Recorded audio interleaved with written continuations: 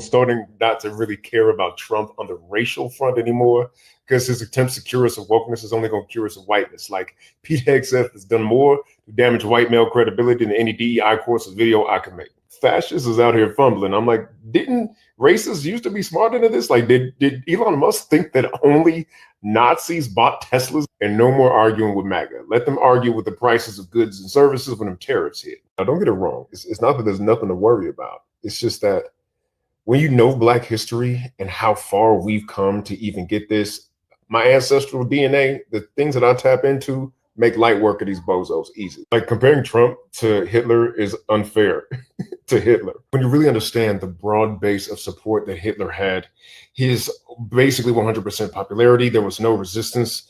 There was the fact that he was actually intelligent enough to capture their intellects, the fact that he was an ideologue, the fact that, like, we hadn't traversed this ground before and there was no widespread resistance in Nazi Germany to the Nazis after they obtained power, and the fact that Germany was in a dire state when Hitler ascended, way worse than compared to the state that, like, our economy is now in America. It's just not the same conditions, and we've learned too many lessons before, and the opposition is too vocal. In other words, at least he was competent.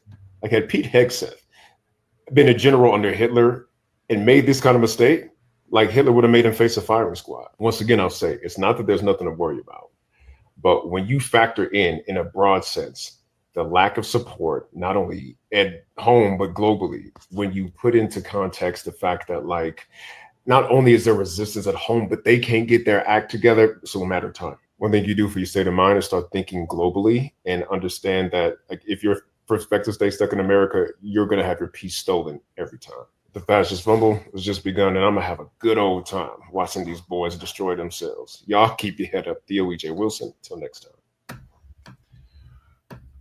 Welcome to the Jaybefaunt channel. I am your host, JamesBFauntleroy. So good to see all of you here on this beautiful Tuesday afternoon.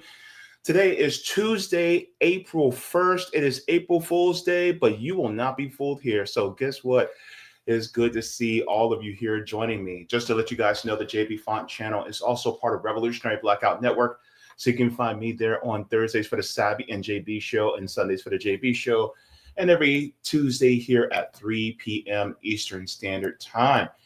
If you guys have not already, please go ahead and put a like on the stream. This helps me out to be able to reach more people, help to activate, encourage, and inform. So thank you so very much for that. And don't forget to like, share, and subscribe. If you also would like to, you guys can also subscribe to my Substack at jaybefaunt.substack.com. This gives you email notifications whenever I go live, upload clips, or write any articles.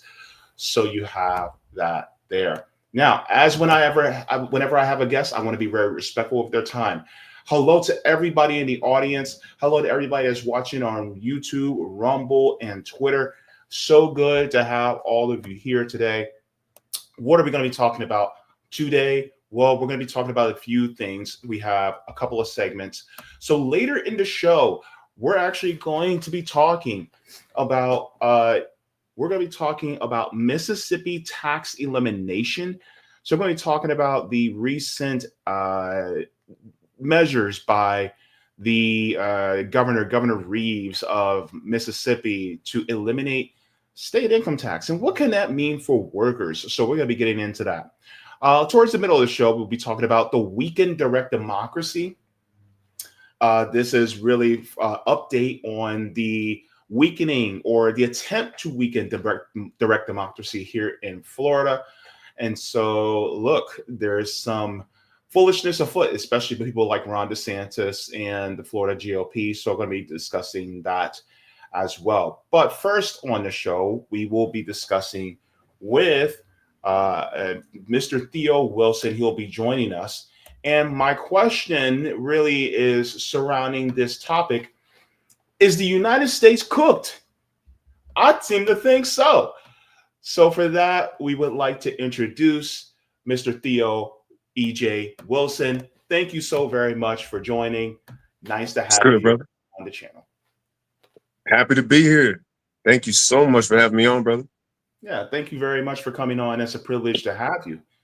One of the questions that I actually wanted to start off with is, of course, Some people recognized you from the RK Jr. campaign. You were prominent on there, especially making videos, things like that.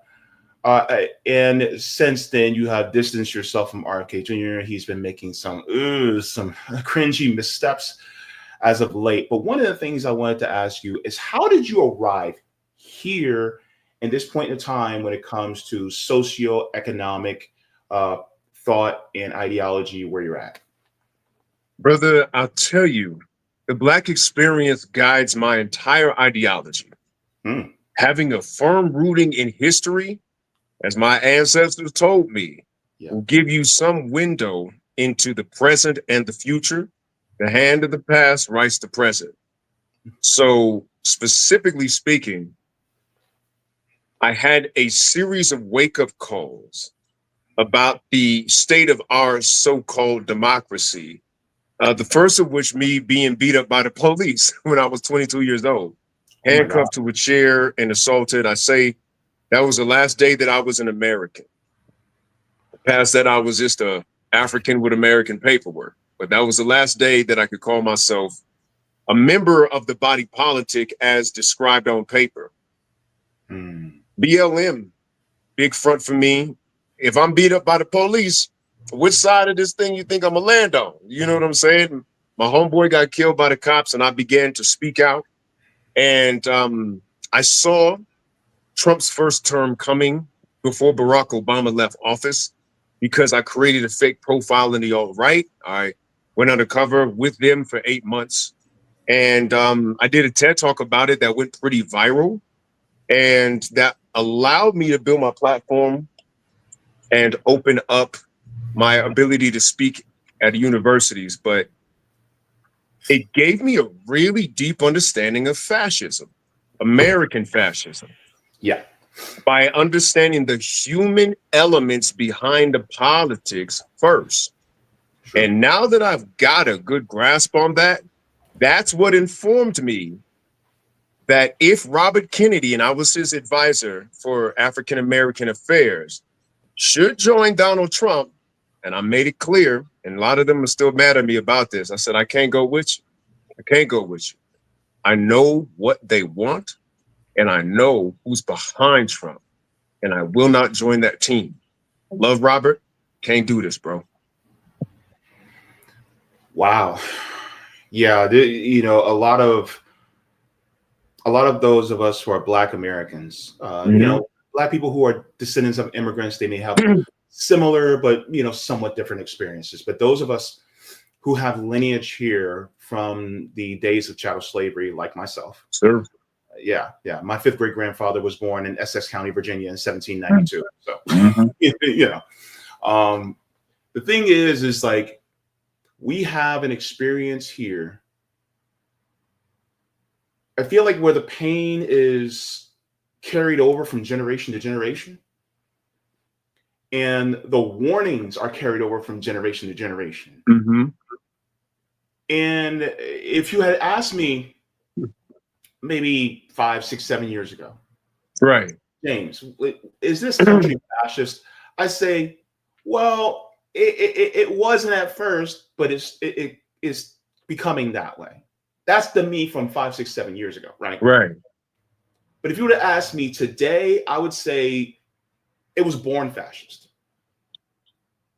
Brother, let me tell you something. Okay, go ahead. So, you know, in terms of my foundational lineage, my mother's folks washed up on the shores of Louisiana. You know, we picked cotton from Shreveport to Baton Rouge, brother. Ooh. And my understanding of America is based in the fact that it had contradictory ideals and practices. Ideals and practices never align. And if you see, because when you say that this country was born fascist, you know who else knew that? Thomas Jefferson. Ooh. Thomas Jefferson knew that. Now, look. I'm going to take you back to some recent history. The Million Man March, October 1995. I was just a little kid. I'm watching Louis Farrakhan do his speech about atonement. And he did a quote. Brother Farrakhan said, Jefferson, he acknowledged Jefferson for this quote. He said, "I tremble for this nation when I reflect that God is just and that his justice cannot sleep forever." That's what Farrakhan said. So I researched where that was from. That was from a Jefferson essay called Notes on the State of Virginia. Jefferson explicitly said what you just said, brother, in writing. And here is what he said would be the precipitous cause of our downfall. Okay. He said we was going to fall because the practice of slavery destroys white character on a spiritual level. This was Jefferson. Yo. Oh. That ain't me. Notes on the State of Virginia. Look it up. Read it. It's written in that old timey, almost Elizabethan English. But hold up. This is what Jefferson said in Notes on the State of Virginia. He said, "If you shall have occasion to whip a slave, be certain that your child is not present, because what you're doing is demonstrating what he called loosed passions and demonstrating to your child that it is okay to be undisciplined with your emotions, and a nation rises and falls based on its industry, which is based on its discipline and control of self." Jefferson has a moment of clarity whipping a slave, bro. It says, hey, the moment of clarity came from his kid watching. Jefferson says, hold up. This character trait will be our undoing. And he was right. That's why we're falling. It's nothing inherent with whiteness. It's nothing inherently wrong with America. It's that it did not have the integrity to uphold its practices and its avowed principles. And the seed at the beginning of the country has branched out into this multi-headed hydra, which we are dealing with today.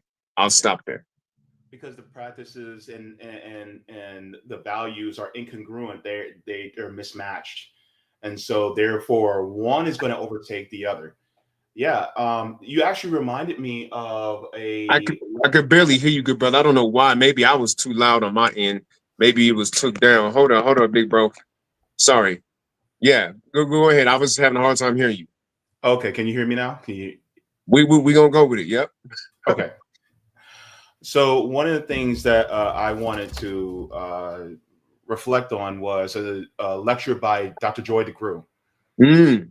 And she did a lecture on what's called post-traumatic slave syndrome. Slavery syndrome, yep. And one of the things she talked about was, yes, the trauma that is passed down from generation to generation within people who are descendants of chattel slaves. But there's also that same type of thing that's passed down from generation to generation of people, of white people, who those kids have seen the carnage and the suffering of black people by the hands of their daddies, their granddaddies, their grandmothers. Because one of the things she brought out that was that there was a casual killing act. Casual killing act. Yeah, casual killing act. Because so many white slave-holding women were killing children. And she was like, do you know how much energy it takes to beat somebody to death? Right. They were beating children. You know, our descendants, our great aunties and uncles, you know, to death. And so that's passed on. That's why you can get a child that's standing in front of a lynched black man with his body burnt hanging from the tree. And they're smiling because to them, the psychosis happens because they didn't have the wherewithal to take the values that they espouse that this country has and then mix it with the practices. So therefore, the practices took, you know, because they see actions speak louder than words. And people nailed it. What they're shown. You nailed it, brother. MAGA is the resurfacing of a disease that was latent. That's what people don't understand. So the fascism was here, and it began when folks had no problem when you could be fascist against black bodies and indigenous bodies. But the ones who were being fascist never thought that it would catch up to them. But the fact is, you really can't compartmentalize like that. Once you do that thing, once you flex that muscle, and I'm gonna tell you what my dad told me, because like I'm from a military family. Okay. My great grandfather, World War I. I mean, that's how far back the foundational shit go with me, right? My great grandfather, World War I. My grandfather, Tuskegee Airman. Ooh, wow. My daddy, Vietnam. My brother, Fallujah. Now, my father told me, he said, it's not the fact that we fought and died for America, it's that we killed for it. He said, killing is a different kind of all-in gambit. Killing transforms you. Ooh. And my father understood this because I'm the first one in my bloodline not to have killed a man by the age of 25 in upwards of 100 years. So I'm raised by men who have taken life, and they told me how it transforms you. Now I'm bringing a legend, Frederick Douglass. He writes in his narrative that when he was sold to Hugh Auld, his wife Lucretia, I believe, was the first white face he ever seen, beaming with kindness and joy. He had never seen a white person happy. But he said, in time, that eye of joy became red with rage, and the face and countenance of an angel gave way to that of a demon. Because slavery transformed you. Killing transformed you. There's a book I'm gonna have y'all read called The Half Has Never Been Told. If y'all ain't got your hands on that book, The Half Has Never Been Told, get your hands on it. Because in there, they have the records of demographers of the murder rates between white men in the North and the South. The murder rates between white men in the South were sometimes 49 times higher than they were between white men in the North. Why? Because of the fact that you are habitually killing and whipping other people, and they cannot turn it off. What you think the Second Amendment's all about, baby? That ain't for the government. That's for if the natives and the Negroes get restless, man. They can't let it go. And there's been moments in America where the disease went latent, and we had these opportunities where hope could come in and that we could advance civilly. And then the muscle memory of empire pops that hope bubble. And this is the moment that we're in now. And it's all rooted from what you said from the beginning, and what Jefferson knew was going to happen. Mm-hmm. I love the way you say that, the muscle memory of empire. Mm-hmm. Because it reverts back, right? Yeah. I'm not sure if I'm older than you or not, but I'm 43, so. Okay. So I'm 40. Okay. So, well, we moisturize though, right? Yeah, we moisturize in the mug. Oh, right. Don't get it twisted. Yeah, right. Well, one of the things, all right, here's the nerd in me coming out. You ever watch Dragon Ball Z back in the day? Man, listen, that's one of the ones I didn't get into, but I know enough about it. Talk to me. Okay. America is like Majin Buu. Okay, break it down. As it absorbs, okay, so now we got to give Black people equal rights. I put equal rights in air quotes because the 13th Amendment still allows for slavery. Right. Then we have to give women's rights. Right. Then we have a Great Depression where workers' rights are really actually put into play. So you have to treat workers better. Mm. We get the Civil Rights Act. So it's like Majin Buu absorbing all these different people down the line, and then he becomes Fat Buu, which means that's his weakest. That's least dangerous. But after a while, he has to shake that off. And it's basically all those forms coming out of him and reverting back to the Kid Buu, the most evil version of himself. The United States started off, we got to remember, with the genocide of people who are Native American. If you start off with a genocide, it begets, right? So if they did that, then they did really the enslavement and really genocide of our ancestors. And then it continues on and on. But at the same time, they start absorbing different, more positive aspects. Right. But now it's trying to shake it off. It's trying to revert back to its original form, to where it is just, empire and imperialism and colonialism and let's just survival of the fittest and keep that Darwinism garbage. Yeah. So basically, it's like that. It's reverting back to its original form. And I think that's what it reminds me of when you said the muscle memory of empire. Mm-hmm. That's what it reminds me of, is that in my own nerdy fashion, that Right. it actually puts it back into its original directive never changed. It never did, brother. And I'm going to go as far as to say something one of my elders told me. Sure. Black folks have been civilizing America since the beginning. We've been the civilizing factor. Okay. Right. Okay. Because that elder Right. told me that race is the only European invention they refuse to take credit for. And it is an inhumane invention. It is contradictory to the beliefs espoused in the Constitution. When you realize that Benjamin Franklin was inspired to even have the Constitution due to his witnessing of the Iroquois Federation of Nations. Like, Native Americans inspired that to begin. When you realize that Black folks have been written about for centuries, for millennia, they've been writing about us for millennia. Arab writers who visited Timbuktu, you got Greek writers who visited Kemet in Nubia saying the same thing. You got Portuguese writers visiting the great city of Benin saying the same thing. Not only does the race of the Negro, they would call us, abhor injustice, we hate injustice. They have the safest and most prosperous and most balanced and well-governed empires that we have ever seen. There was European writers that said we could ride forever through Benin and no one would try to rob us like they would in Britain, right?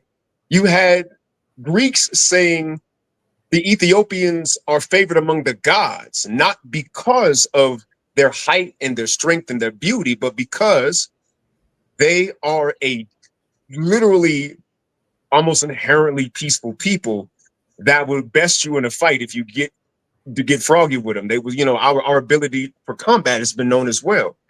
Yeah. So what I'm saying to you is that we've been a civilizing factor. We have been the force. Like, I was told that Martin Luther King, for example, was not a Black leader. He was a Black man who was a white leader, a leader of white folks to the integrity that they were supposed to have. And he was almost a messianic sacrifice on April 4th, 1968. We are 2 days out from his anniversary of being assassinated. 3 days. But what happened, brother, is the muscle memory returned because King was killed before he could uproot the real truth about why America is the way it is, and it's because of its addiction to money, its greed. And America's highest integrity is to power and white power, not even economic power over other peoples in the world, but over us. They will shoot themselves in the foot if it means the bullet blows off our leg. And that is why they're suffering now. And that's why the crash out season is upon us. We in crash out season, bro. Yep. Crash out season is about to begin. Crash out season, bro. We here. We here, dog. Let's talk about this crash out, because that's one of the reasons why I asked the question, is this country cooked? I'm just gonna ask that first question. Is America cooked? Bro, America has been cooked, but people acted like we weren't because of how they benefited from us. So after World War II, America created a world order whereby we could be the reserve currency of the globe, but we also protected a free trade network around the globe. So people saw their best interests as our best interests, as we basically ran a protection racket for the West as it rebuilt after it destroyed itself in World War II, right? Britain destroyed, France destroyed, Germany destroyed, Russia destroyed, all of the white world destroyed except for us over here, right? And so that worked until we got taken off the gold standard. And when we leave the gold standard, the American dollar, this was the early 70s. I think this was under Nixon. The American dollar and how it's printed loses the discipline to stay true to a commodity. And then we began to be the petrodollar, and the inflation and the debts began to run up. Right. So this is a systematic indulgence of an addiction to fast money that it gets caught up in a lot of economic theory, and you can talk about Keynesian theory and all of this stuff, and you can talk about what the Federal Reserve is. All of this is undisciplined greed. Basically. But what was the good part about it for us was that America was at least seen as a stable partner to the world economic order. And I would say that in our lifetime, because there's plenty of things that kind of led to this, but our lifetime, brother, the seminal event was the War on Terror. After 9/11, you see America do an imperialism that hadn't been done in a long time and create a world based on force, a war that was protested by the world and set a precedent that Vladimir Putin ends up following. If you listen to what Putin says, he says, you can't tell me not to invade Crimea. You can't tell me not to invade Ukraine. You, of all people, America, have no moral leg to stand on. The dominoes began to tip in several other ways. The crash of 2008, where America as an economy gets decoupled from our production value to being a more speculative economy. Before crash of 2008, you have a scenario by which the stock market was a relatively accurate measure of our economic production. When the crash happens, they decouple and you have a speculative stock market. And now we judge how good we're doing by the stock market still. But the problem is that over 50% of stocks are owned by 1% of stockholders. And that is the 1/10 of the 1% that Bernie Sanders would talk about. So, but that still worked. It still worked as long as the protection racket looked like it was good, which meant a solid NATO.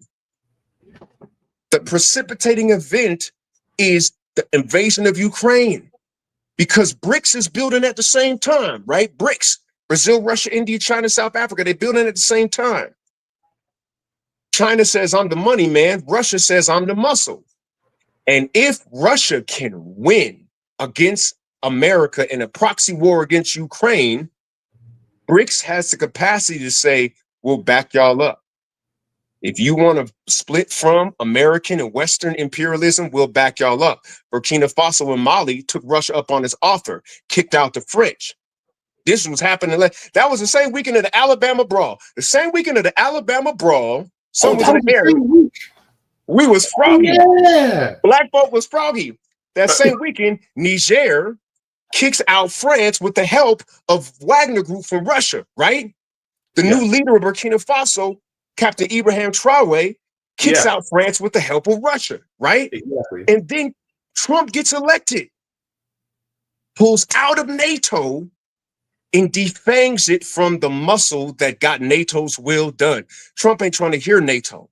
Trump don't want nothing to do with NATO. And now everybody who was getting flexed on by European powers is like, oh, you lost your big dog. You lost your big homie. At this point, the world is now open.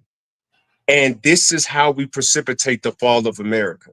I tried to run that down as fast as I could, but that's why we got the fall. Plus these tariffs, which we can talk about in a second. I've been talking long enough, bro. I've been talking long enough. Well, just to add to your point, because it really, the decoupling of America really from NATO, and that's a process that's still happening as we speak. Right. Is that it's really because the United States wants to have this. It seems like it wants to have more hegemonic power than it already has. Right. So it's like, all right, you guys aren't paying enough into NATO, so we're gonna leave y'all. Even though, like, even though you're the big dog, you still need a few of your homies to back you up. Right. Is that now you left your homies, and now the rest of the world is like, all right, we can take these dudes. Yeah. And, they're now, because if you look at the G7, the G7 has a lower GDP than the BRICS. Because the BRICS, and you knew it was over at the beginning of this year when BRICS took on Indonesia. Indonesia has a population of over 200 million people, right? And so does Nigeria, which also joined BRICS. Africa's oil producer, you know what I'm saying? And the largest population in Africa, the largest economy in Africa. So Nigeria joined, Indonesia joined. Boy.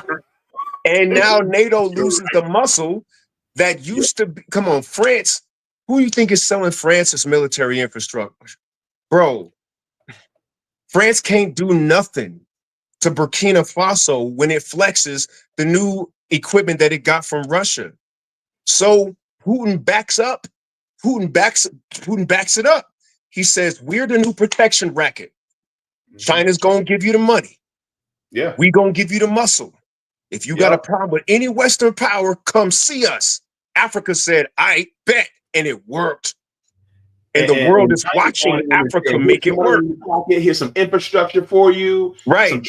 Trying to come, bro. And so, look, I just came back from Ghana. I was in Ghana a week ago, bro. And that was just an eye-opening experience. First of all, as a foundational, I can say that the commonalities between us are more than the differences between us. I believe Ghana is, bro, they so peaceful. Like, bro, it's not the same vibe when you go to the motherland, especially to Ghana, because all the motherland ain't the same. It's 54 countries. But Ghana specifically has, because of Kwame Nkrumah and, his vibe with Malcolm, and how Malcolm spoke up on behalf of Ghana, created an interesting bridge and relationship there for us, bro.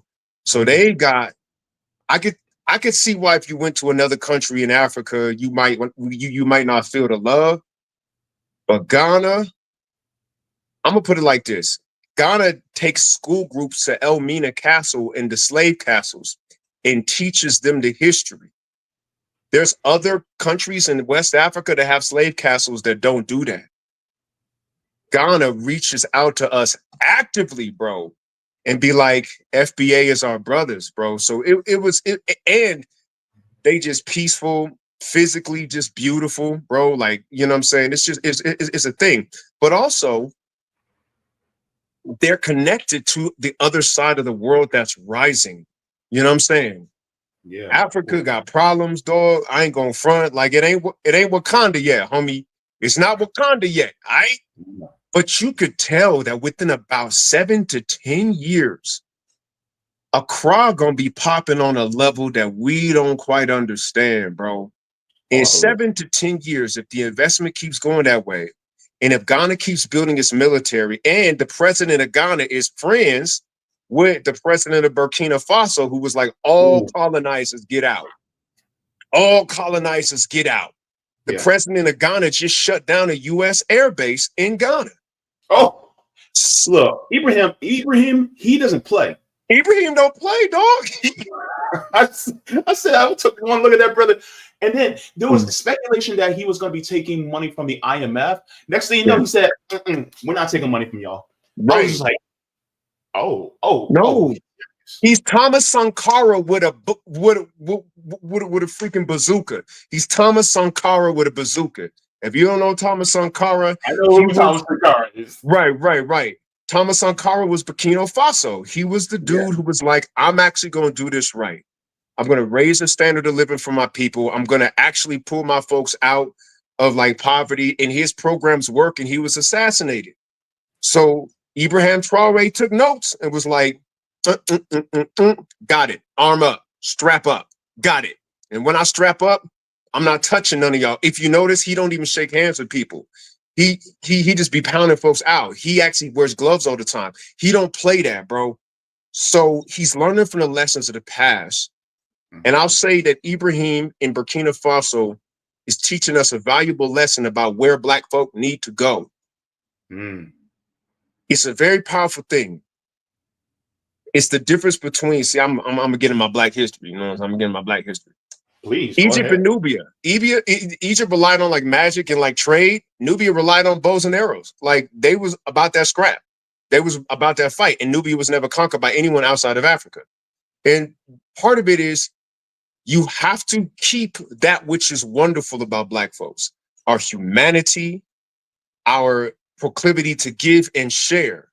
But you also have to understand the world as it is and have enough force and strategy and enough brute serpentine calculation to defend yourself against the powers that be as they are. And at the same time, balance that out with humanity towards your own people. That's where we need to be. Because too many times we've been like, we shall overcome and all this stuff. Or a brother has gone too far to the extreme, like Idi Amin, where he tried to take care of his folks, but he got so ruthless that he ended up hurting his folks, right?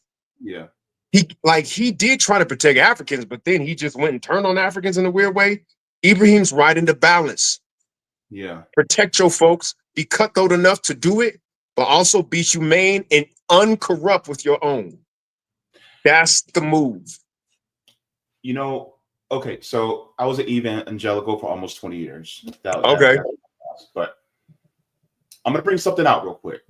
Man. I'm gonna pull in from my teachings because what you said actually applies. Scripture says, Okay.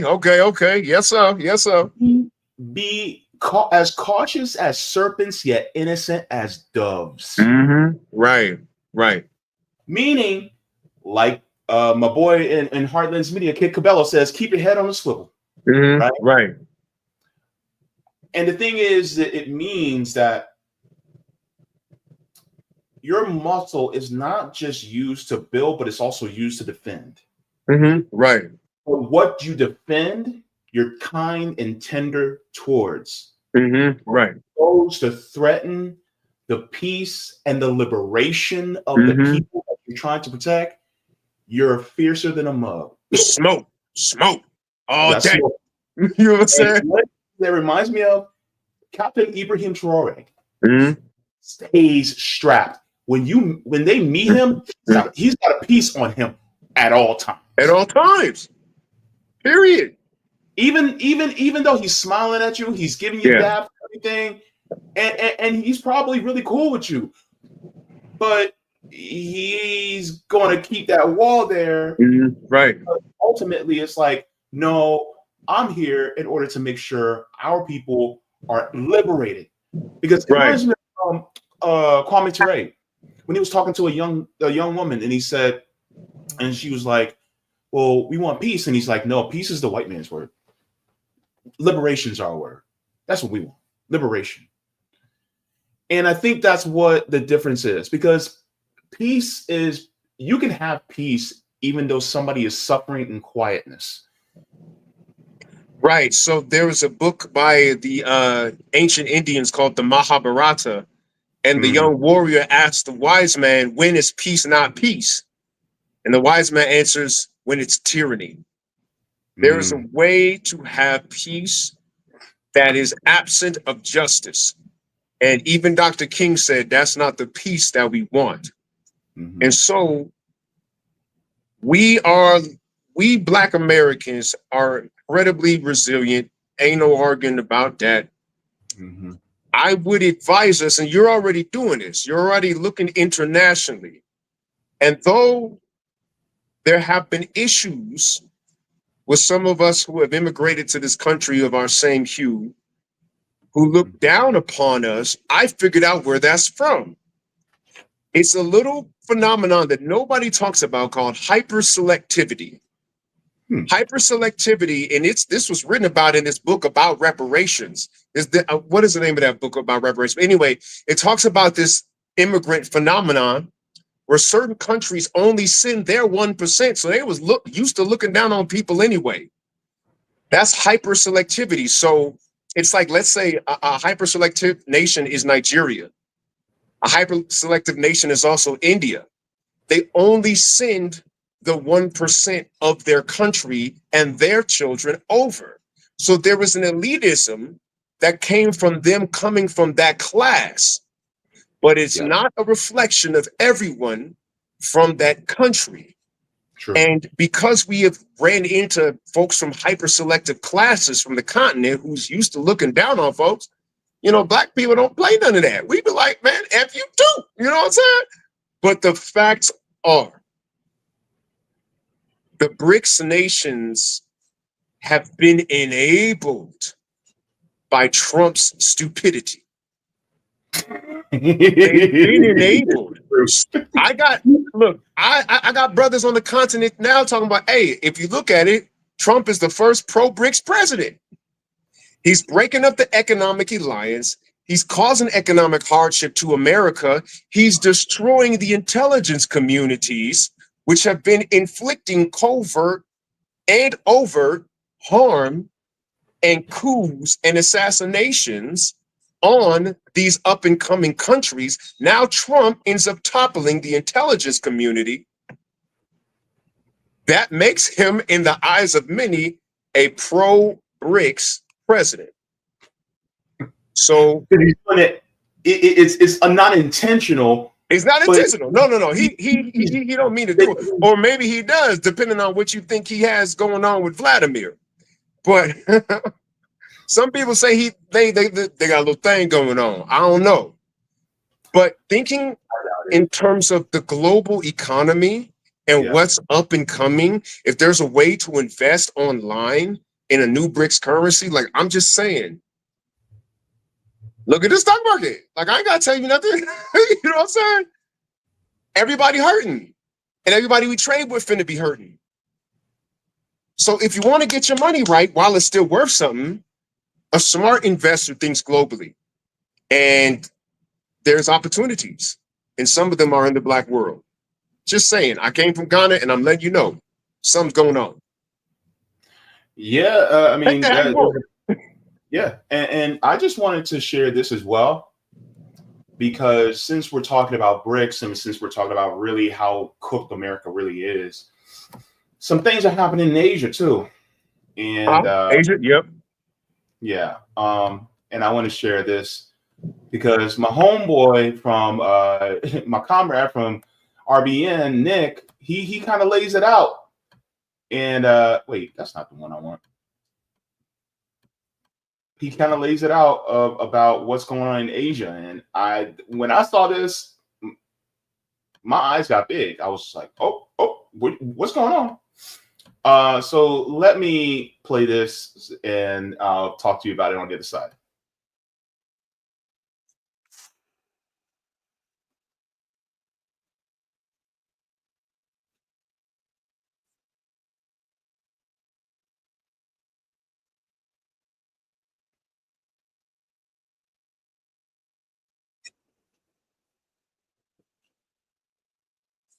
If something's playing, I'm not seeing it, brother.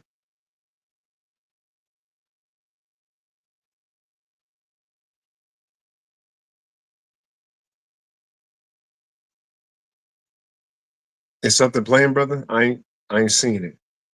I'm sorry, what was that? If something's playing, I'm not seeing it. Is it something that your viewers are seeing? Oh, wait. Oops. Let me go back. I'm sorry. Got you. Yeah. Yeah. StreamYard is changing things all the time. I'll start from the beginning. So yeah. All to the good. All right. Donald Trump just united China, Japan, and South Korea as they come together to issue a joint response to Trump's tariffs. The three East Asian manufacturing giants even agreed to strengthen their trade ties as a way to respond to Donald Trump. Japan and South Korea plans on importing semiconductor raw materials from China, and China is interested in buying chips made in Japan and South Korea. This is a historic moment in East Asia, as Donald Trump's unhinged policies are only making China stronger. Xi Jinping is absolutely running circles around Donald Trump on the world stage. This is following the global trend of countries wanting to do business with China over the United States due to the United States' unhinged policy. South Korea and Japan has long been United States vassals. For them to start to turn on them is huge. Japan is particularly pathetic, siding with the United States over China for decades, despite the fact it was the United States who dropped a nuke on them, and the fact that Japan committed gross war crimes against China. The fact that Donald Trump is uniting these two countries is crazy, especially considering that China has no reason to forgive Japan after the atrocities that they committed against the Chinese. But Xi Jinping is playing 5D chess, and he's easily taking advantage of all the boneheaded mistakes that Donald Trump and MAGA is making right now. Donald Trump just turned the entirety of the EU against the United States. He pissed off Canada and Mexico, who are also looking at other trade partners, and he now united China, Japan, and South Korea. MAGA is trying to take America on the world stage worse than Joe Biden did. So, man, listen. A few things about that. Sure. Bro, first and foremost, a lot has to do with the assassination of Shinzo Abe. About a year ago, Shinzo Abe was one of Japan's former prime ministers who got shot and killed in public with a 3D gun. Shinzo Abe was all about rearming Japan and ending their non-defense stance so that they could build their own army and protect themselves again. Second thing, one of the most dangerous things about Donald Trump is the isolationism. Because while it is important to build American infrastructure and empire, do not forget that we are the world's reserve currency. You do not want the world to find other ways to live without you and your currency. When we impose sanctions on Russia, Russia found a way to get its money without us and showed the world that it was possible. Now you have this third factor that nobody in America talks about. And it is a fact that I learned and really made me to, as the Bible says, study to show thyself approved. And that is that the Chinese, the Japanese, and many in the European Union graduate high school with sometimes 2,000 to 3,000 more hours of study than we do. That's going to pay a toll in time, whether it is in the development of their technology, whether it is in how well they strategize militarily, or how well they communicate politically to people who we have shut out. We in America are behind educationally. We have a lot to do to play catch up. And when we look at the global stage, we don't realize that we're playing against people who are smarter than us. And because of that, it behooves us to figure out what they know and figure out how they know it. And if there's a way to kind of hack their worldview and see the world from their perspective, we will have a leg up on everybody else in America who refuses to look outside of how America talks about the world. So it doesn't surprise me at all that the combination of these factors, Shinzo Abe's death, the fact that we're being isolationists, and the fact that these folks are so much better educated than us, is leading Asia to unite. It makes all the sense in the world. I didn't know it, but it makes sense. Well, it just reminds me of a quote, and I'm blanking on who actually said it, but they said that capitalism will hang itself with the rope that it sells you with. Yeah. That's an old Soviet quote right there, if I'm not mistaken. Like they said, capitalists will sell you the rope that you're going to hang them with, or something like that. Yeah, it's just what it is. Yeah, and this isolationist approach is part of that rope, right? Right. And it's like we're weaving together this rope because of the greed, the selfishness, and the American exceptionalists. Like we could All never that do extra it stuff. wrong. Right. You know, they're weaving this together, thinking that they're gonna get it now, when in reality, we're the ones that are on top of that branch and we're sawing that branch, but we're not next to the tree trunk. We're actually we on the wrong side. We next to the leaves, dog. And we're like, it's gonna go down. You know, and what are we, Wild E. Coyote? Bro, we got President Wile E. Coyote up there. Everybody talk about how Trump got hella Dunning-Kruger, where the dude don't know that he not smart, so he don't think to get smarter. You know what I'm saying? Like the Dunning-Kruger action, I mean, Exhibit A, baby. Like, you know what I'm saying? Like that's who he is. So it's like, it makes sense to me that he's making moves. Even, come on, man, the Wall Street Journal is a relatively conservative publication. They're like, dog, this the dumbest trade war out. What do you do? Like, you got smoke with Canada? Generally, what? Generally, if you look at it, the babies of England don't beef with each other, nor do they beef with mama. So the babies of England are America, Canada, Australia, New Zealand, and Israel. Mm-hmm. They don't beef with each other, and they don't beef with mama, England. But now you got Canada beefing, America beefing with Canada. This is new, it's stupid, and it's almost, bro, I was thinking this today, because since we in crash out season, it is almost too appropriate that if we fall, it falls on a man like Trump. I got Democrat buddies, because I'm not a Democrat. As you know, I worked with Bobby Kennedy. I left the Democratic Party during the pandemic. But I got a Democrat buddy, you know, who we've had disagreements, but he was like, I'm glad it's not Kamala. I'm glad it's not Kamala. Because had the deck of cards fallen on Kamala, they would have said DEI this and black women this and incompetent this and quote unquote low key inferior this. Let it fall on Donnie. Let all of these let all of these dominoes has been set up since Christopher Columbus. Yeah, let's be real. Since Christopher Columbus, Trump is the intended outcome of empire. Mm-hmm. He's what these boys had in mind. Yeah. When it comes to his power, they never thought that power would be in the hands of somebody so silly. It's too appropriate. Let it fall on Trump. And I told MAGA, I ain't gonna argue with you. You're gonna have to argue with the prices of goods and service when them tariffs hit. Okay, let me ask you this, because I made a prediction. Yeah. I did this on Twitter, and some people were like, nah, it's not gonna happen.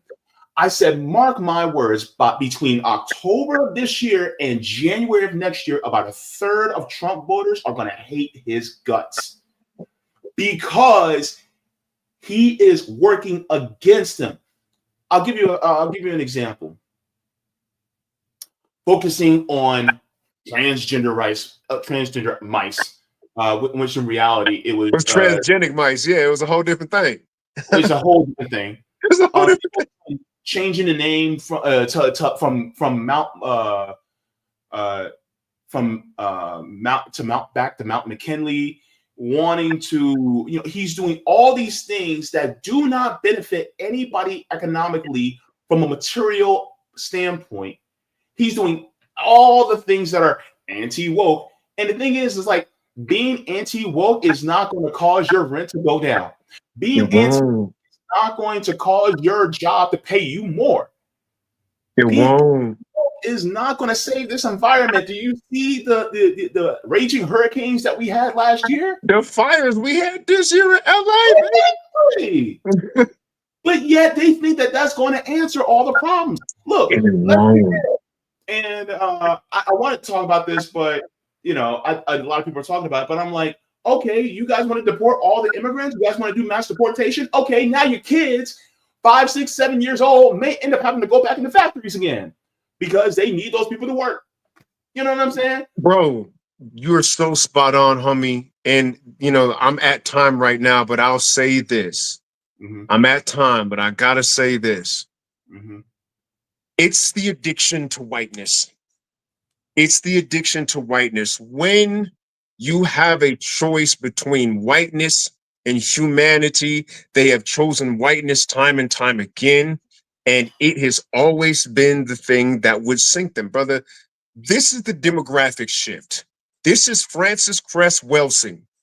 The Cress theory of color confrontation, the fear of being a minority, the way in which the last census predicted that this would be a majority melanated country by the year 2050. And I know a lot of black folks don't play the black and brown thing, but the fact is white supremacy does. It knows it's genetically recessive to all of these melanated peoples. And because it was so evil to minorities, it's afraid of being one. And this MAGA movement, when you look at the white birth rate, is all about trying to tip the number scale in favor of European descended folks in this country. And because they're attached to that, they are becoming the very people in history that they don't want to hear about. And I am sad that so many would have been otherwise reasonable European descended folks got baited into being new school colonizers. It could have gone different. But the fact that they're so afraid of being a minority is a part of how the Most High has designed poetic justice in the things that made them powerful to begin with. So here we are. Crash out season is upon us. I fear for the black folks at the bottom of the economic scale, like my family that I lost in Hurricane Katrina. Told you, my folks rooted in Louisiana. Before we moved to Los Angeles, we rooted in Louisiana. When empire falls, it falls on the least of these first, brother. And I got family I ain't heard from since 2005. We lost them. They are among the missing and dead. And when this collapses, it does fall on black folks. And just because we're a part of the intellectual literati, don't mean that Ray Ray and them ain't gonna suffer, bro. When things get too expensive, you know Pookie and them got the pistol and they will run up, bro. You know what I'm saying? I still live in the hood, bro. Right. So it is what it is. Yeah, so right. So it's like the next step is to figure out economic stopgaps to apply in the history. I mean, in our communities presently, that will alleviate suffering. And I've got some ideas on that. There's some really powerful ideas that are tangible and practical to ease economic suffering if things crash. And that's in another one of my videos. It's actually in one of the one of the most recent ones. So we can talk about that later, but I do have to get going, bro. Yeah, let's have you back on so we can talk about the solutions that you feel. Because I think this is a really good conversation. What do you have coming up in the future, and how can people find you?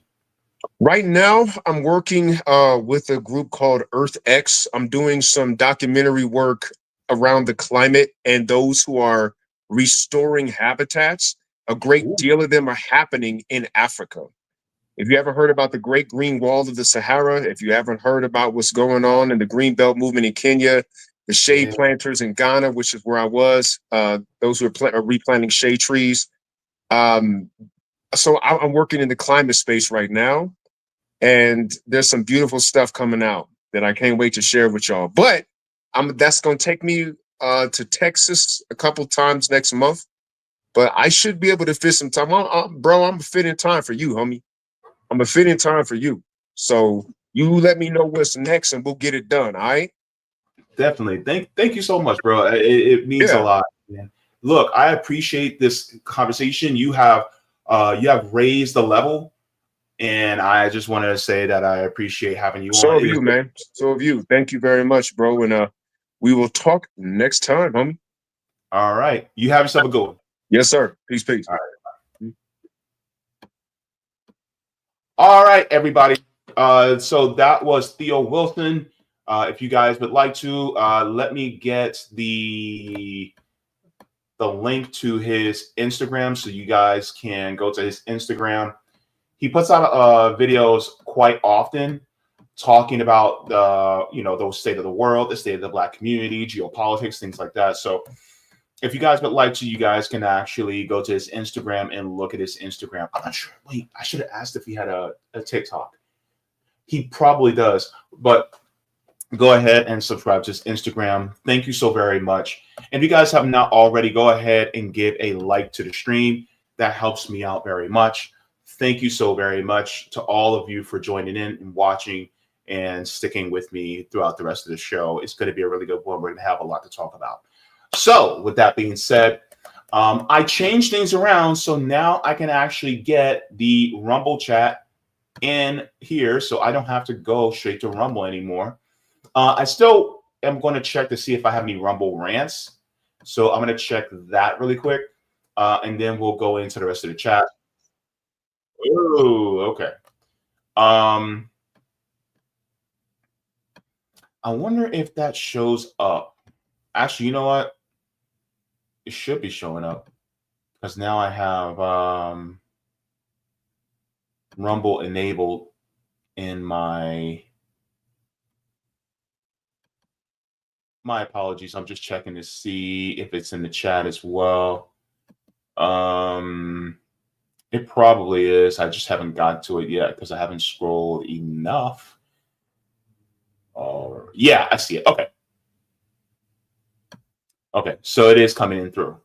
Perfect. So we're going to say hello to some people in the chat first, and then we're going to move on. So first off, I want to address this comment because this comment I saw about an hour before we went live, and I feel like I'm going to address it. I'm going to nip it in the bud, and then we're going to move on, okay?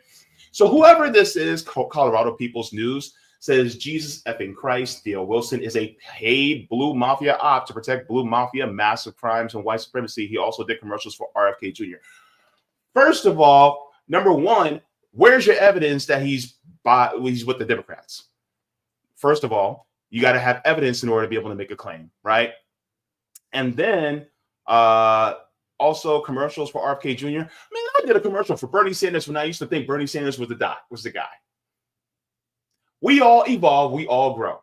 By the way, while you're on my channel, let me say this while you're all up in my comments, and you've been throughout my comments throughout this entire hour, I have noticed. One of the things I want to say is, number one, do you think that this channel is going to be an echo chamber? Because if you're looking for an echo chamber, you found the wrong channel, baby. Because I'm not going to agree with every single thing that everybody says when they come on my channel.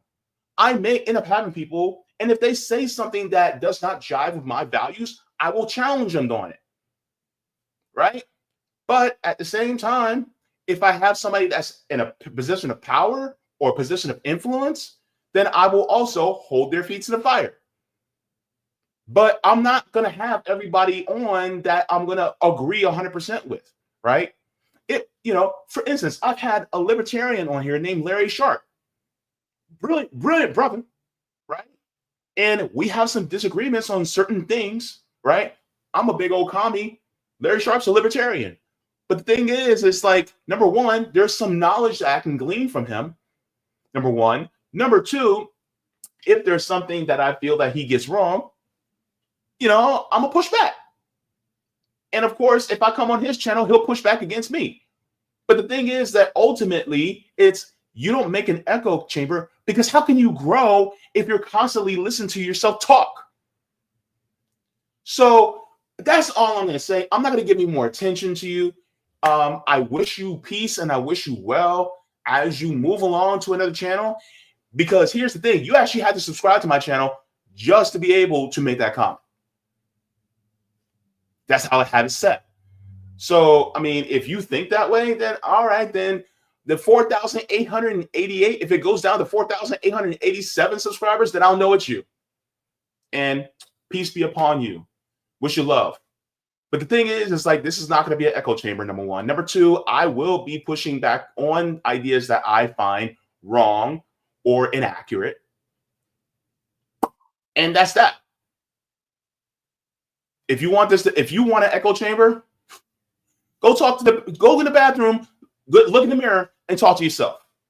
Anywho, DJ Leader coming in saying, what's up, JB? Hope you're having a terrific Tuesday. Terrific Taco Tuesday to you, DJ Leader. Nice to have you in the chat.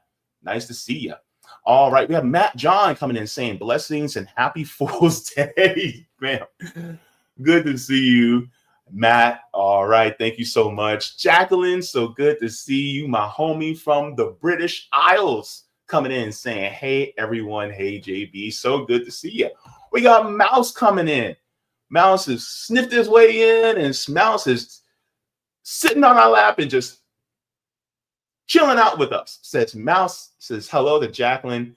Thank you very much there. Also, what else do we have? We have Terry Connolly coming in saying, greetings, JB and comrades. Good to see you. Terry, let me see. We have Cobra Commander says, you can't leave me hanging. Was the warning, especially for T. I don't know what you're talking about there. You guys are having a conversation. Kate Matt coming in saying happy 4th anniversary of RBN. Oh yeah, that's right. Today is the 4th anniversary of RBN. To all my comrades on RBN, happy anniversary. And look, we're gonna party for the 5th one. 4th is kind of like a, like we almost there to the 5th, which is kind of a big anniversary, which is nice. So I'm quite happy. So it's been a good 4 years. I think this November, it'll be my 4th year having a channel, like this. So thank you very much to everybody as well. Let's continue. Let me see. We have Jace Hart says, already on my reading list. Oh, well, excuse me. Jace is already getting that education in, beating me at getting that book. Thank you so very much, Jace. All right. We have Lauren says, afternoon, y'all. Another good book along this path is All God's Children, The Bosket Family in the American Tradition of Violence by Fox Butterfield. That's interesting. Thank you very much. Going to have to look up some of these books. Who else do we have? Let me see. Roger Meadows says, beware that when fighting monsters, you yourself do not become a monster. For when you gaze long into the abyss gazes also into you. Frederick W. Nietzsche. All right. Thank you so very much. That's actually a really good point too, Roger. Charles J says, and we gonna get these white folks crash out. It don't got nothing to do with us. Oh my goodness. Oh my goodness. Let me see. Let's continue on. Let me see. Hemp Car on the Rumble side says, the state killed MLK because he was going to bring 500,000 to DC to occupy until they end the war on homelessness and racism. Yeah, because MLK, see, the government was okay when you were just talking just about race, but then when Martin Luther King Jr. started to incorporate race and class and intertwine it together and linked it together, because some people may not like to hear this, but this is me applying intersectionality as a communist, is that being Black American in itself is a class. We are a class, a specific class. And so we could talk about all the examples of how and why, but the thing is like when you combine race and class, or identity and class, I should say, together, then you start to realize the systems that influence and shake hands with each other, how white supremacy, capitalism, imperialism shake hands with things like homophobia and transphobia and ableism, and it shakes hands with misogyny and misogynoir. But then it also can even shake hands with or push into misandry. It can do all these different things. It shakes hands with patriarchy and all these different elements, right?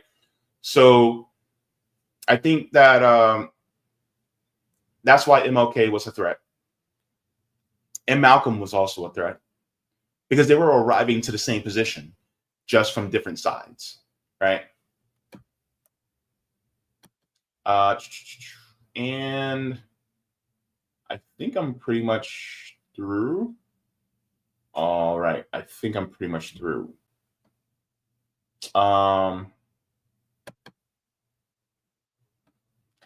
Roger says, this is why freedmen community should never let our elders talk us away from blue-collar vocational to PMC. For in a collapsed society, only the blue collars can build a new, better. Go back to that. I think that, to respond, I don't disagree, Roger. I think that there needs to be a measure between, if you have somebody that has the propensity for something that involves higher education and more intellectual pursuits, okay, do that. If you have somebody that has propensity to be blue collar and work with their hands, then guide them in that direction, right? Because we definitely need that. I think there's, within our economies, there's an overemphasis on one side or another. I think there needs to be a balance.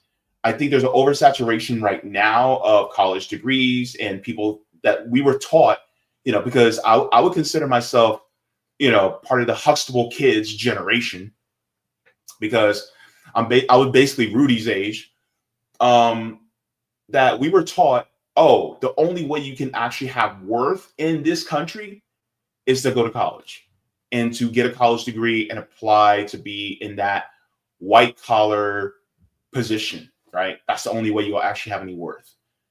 When in reality, that's not true, because the black people, especially the freedmen that have blue collar jobs, they have just as much worth and just as much importance as anybody that's intellectual, because they are the ones that actually keep the foundation. Like I like to call them foundational workers. They keep the foundation in place. I kind of think of the dad from Everybody Hates Chris, right? He was a blue collar worker, but at the same time, you know, he was a man with integrity, you know? So I think there has to be a balance there. I just think that we are under encouraging black folks to stick with blue collar and go into the trades and things like that. I'm going to give my flowers to somebody who I love. So both my brothers are now going to school. One is going to school to be a radiologist, radiology tech. And my other brother is going for welding.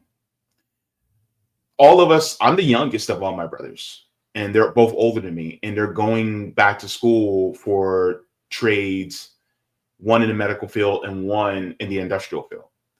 And I'm deeply, deeply proud of both my brothers for doing this, because I think that this is something that's good for them. And I think it's good example, not just for them and their kids, but a good example in the Black community that we are pushing for, you know, just because you're over the age of 40 doesn't mean that you're stuck, right? You're not stuck. You can still keep on going. I taught this to my niece, and I'll wrap up here, but I taught this to my niece, that when a tree stops growing, what does it do? It dies. It's the same thing with humans. We can reach a mental, emotional, and spiritual depth if we stop growing, because you can become stagnant. And so I think this is one of the reasons why on my channel that I'm trying to read more. I'm trying to do more as far as learning from others, especially having other people with different life experiences, lived experiences, and opinions. And so that helps me to be able to grow. And also, many of you who watch this channel, you guys help me grow. Thank you for that. And so I think it's important that we are constantly growing and constantly learning, because if you stop, your life ends. And I love life too damn much for it to end. So thank you very much for that. All right, so we're going to go into, hang on. Hey, Waddy, thank you so much. I saw it late. But yeah, thank you so much to everybody for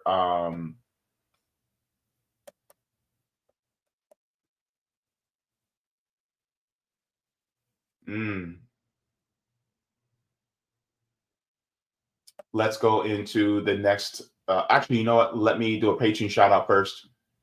And then we will go into our segments. Okay. So just you know what? I remember what I forgot. Let me see. No. Hang on.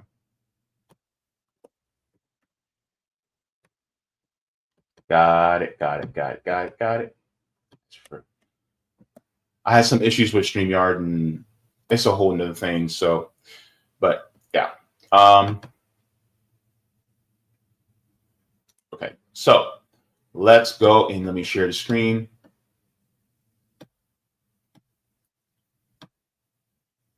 And is it displaying? No. All right. So thank you so very much to all of, it's not supposed to be all the way down there. Thank you so much to all the patrons on Patreon. Without you guys, I would not be able to do this work. I would not be able to have this channel. And you guys make this absolutely possible here at the tiers. We have Mega Jaybefaunters, Super Duper Jaybefaunters, Super Jaybefaunters, Jaybefaunters, Comrade, Solidarity, and JB members. And thank you to new members. Okay, Julia Lilia, Rhonda, and Falcon Eye. Thank you so very much for joining. And I deeply appreciate it. And it means the most to me. And by the way, just to let you guys know, my channel's demonetized. So if you'd like to support the channel, you can support via Patreon or PayPal. So thank you very much to everybody for that. Let's get into the next subject here. So we already talked to Mr. Theo Wilson. That was a really great conversation. I wish we had more time because we were just starting to get cooking, but it was really, let's say, productive conversation into getting into the nuts and bolts, you know, especially from a Black perspective about the United States and how the empire is done for. But next, what we're going to be talking about is we're going to be talking about a weakening of direct democracy. And so we're going to get into that right now with attacking direct democracy update. So we're going to be talking about Florida and how these GOP members, they're showing they really, really don't like democracy. So let's get into it right now. So here in Florida, we have what is called a ballot initiative state, meaning that members of, you know, the citizenry here in Florida can petition to get certain ballots on our elections for voters to vote on direct to creating new laws without having to go through the legislator, without having to go through the governor or municipalities. You can, you know, with enough signatures, actually create new laws that Floridians can vote on. And so we just came out of an election this past November, and I actually did a series on the ballot, the amendments that were going to be on the ballot last year. Thanks, you know, by the suggestion of Roger Meadows. I really appreciate it. And so I went over those, and some of the most important ones were the ones that people really didn't pay that much attention to, right? Like everybody paid attention to Amendment 3, right? Amendment 3 was the law that allowed for recreational use of marijuana. And a huge focus was put on Amendment 4, which is why I have it in the thumbnail. Amendment 4, what that does is that it returns the cutoff for abortions back to 24 weeks, right? Because it's about the viability. Once the fetus is viable, then that's when abortions are considered illegal. So it returns it back to that because we're now at a six-week abortion ban. So with that being said, those were some of the most well-known ones. But one of the least known ones, I think, was Amendment 6. And that one was for state funding of elections, to repeal state funding of elections. A lot of people don't realize this, but our state elections can be publicly funded. And it doesn't matter what party or independent, as long as you drum up enough support, you can have state funding of the election, which I fully support, because I think that there should be I don't think we should have any money in politics at all. Campaigns should be funded by, tax dollars from, state funds. Absolutely. And so with that being said, that did not pass, which I'm grateful for, because we get to keep state funding of elections, and which we've had for quite some time now. And also, if this would have been repealed, this would have been repealed just in time for the 2026 gubernatorial election, which is, for all we know, it could be either Byron Donalds, or it could be Casey DeSantis, Ron DeSantis' wife, that's running on the Republican ticket for Florida governor. And whoever the Democrat is, I really don't care, because the Democrats are feckless anyway, right?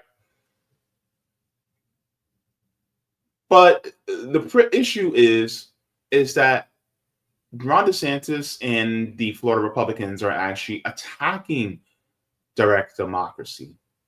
They're attacking the will of the people to be able to say and have a voice within our state. Well, let's get into it. It's going further.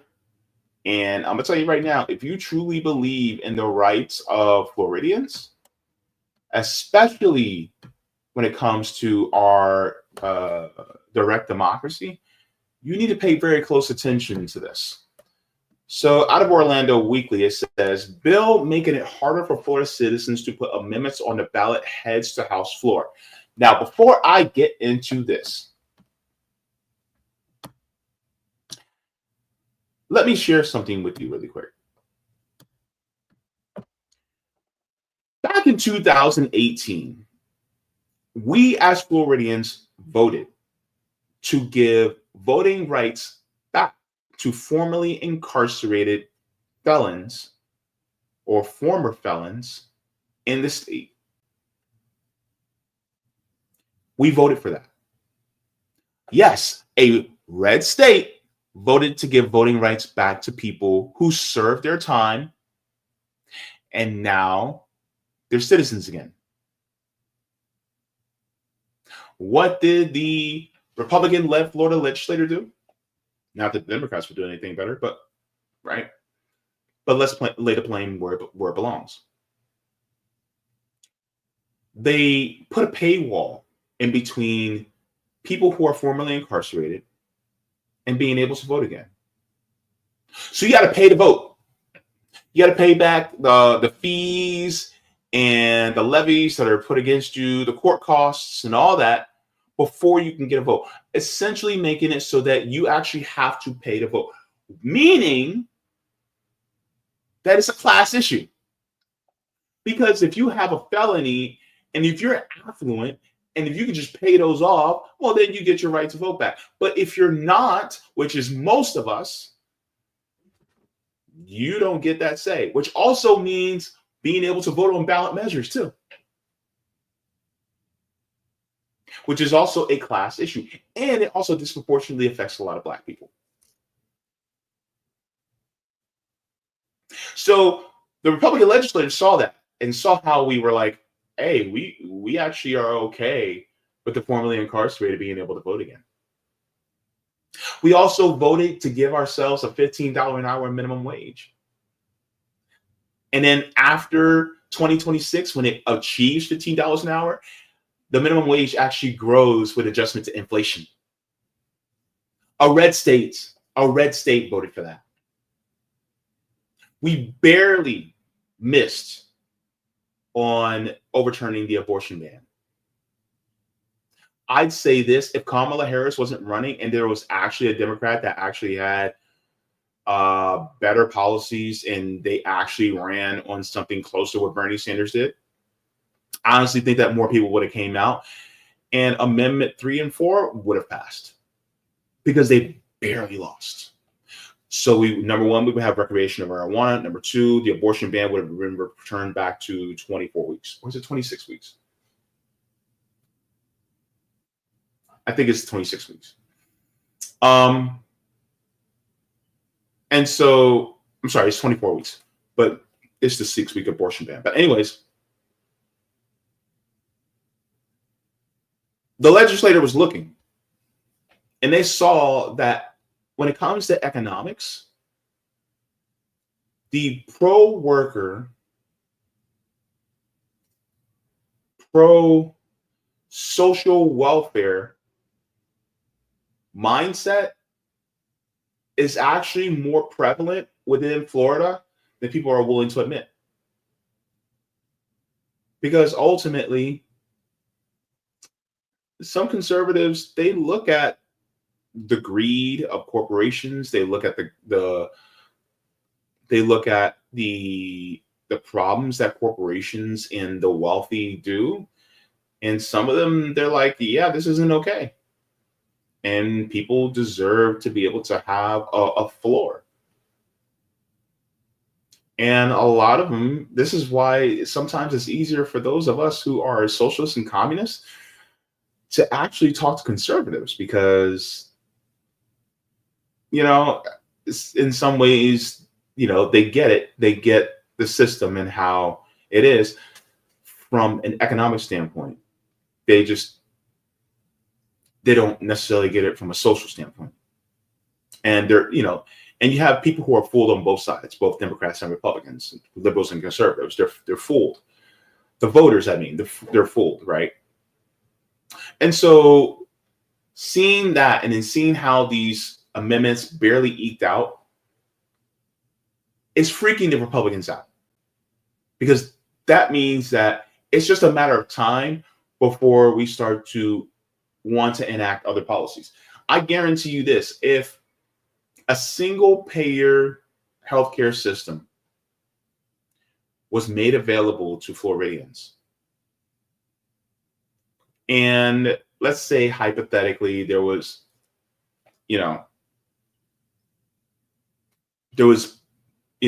excitement in Florida, just like maybe a Barack Obama presidency, right? And the Democrats came out, right?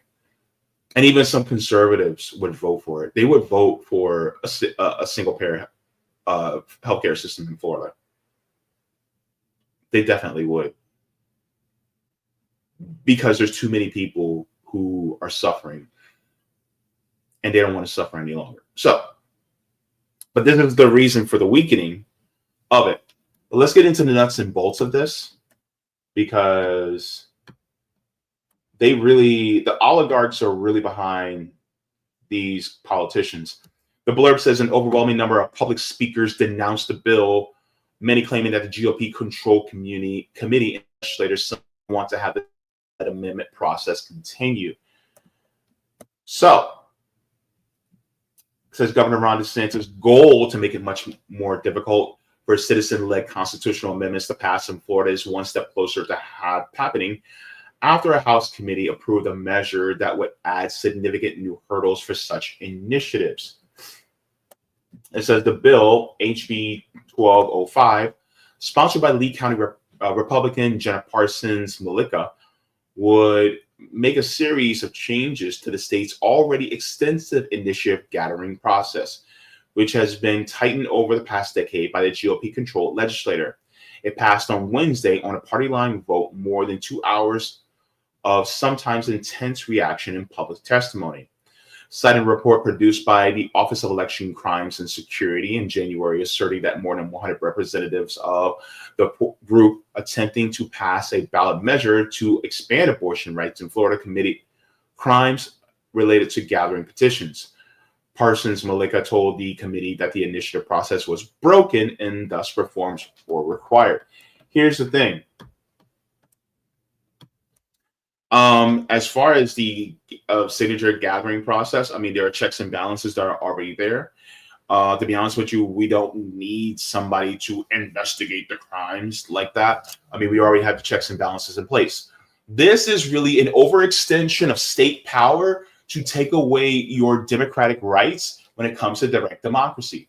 And that's exactly what this is. They got spooked. They were freaking the F out. That Floridian said, whoa, 6-week abortion ban, that is too much.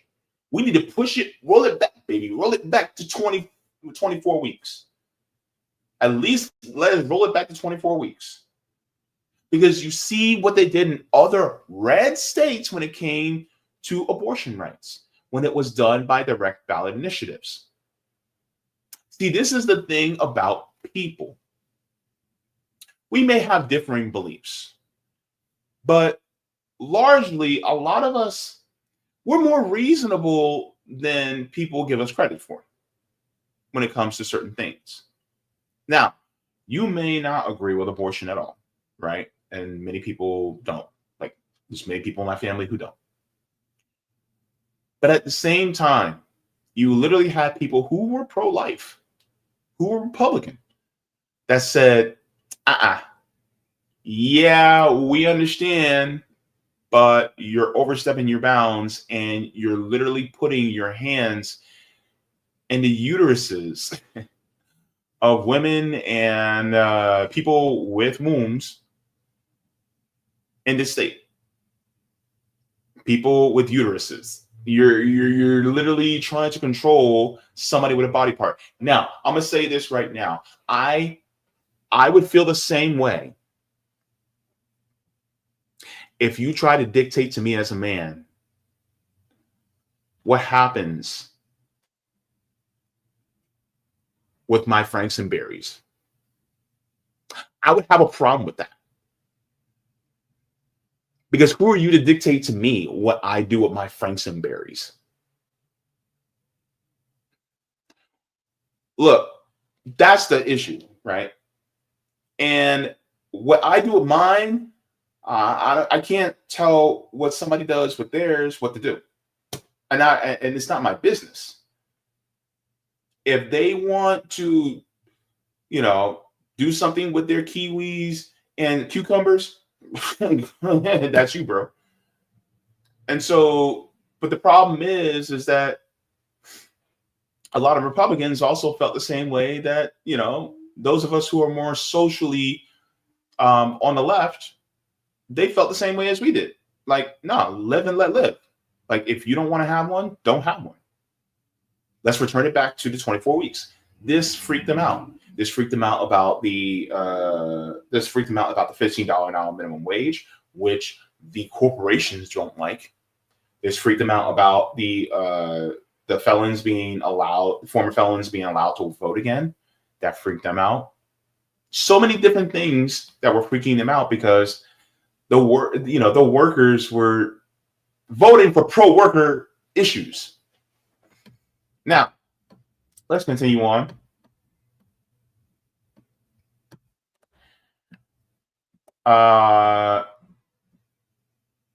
It says, but the Democrats and the vast majority of those who spoke during the hearing were critical of the legislation, which they said would effectively kill the citizen-led amendment process.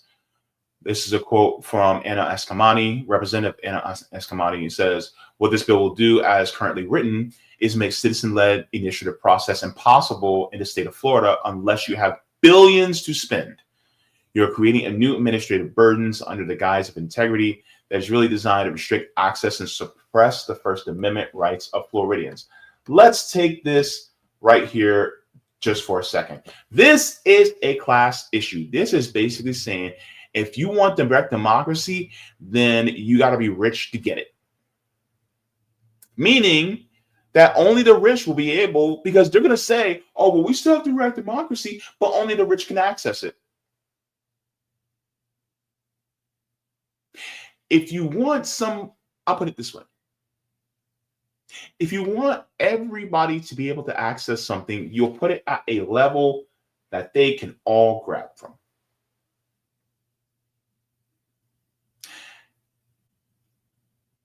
If you put it at a height too high for most of us to grab, then only the tall people will be able to grab it. Right? It's the same thing. You're putting a paywall to direct democracy. That's not democracy. Paywalling democracy is not democracy.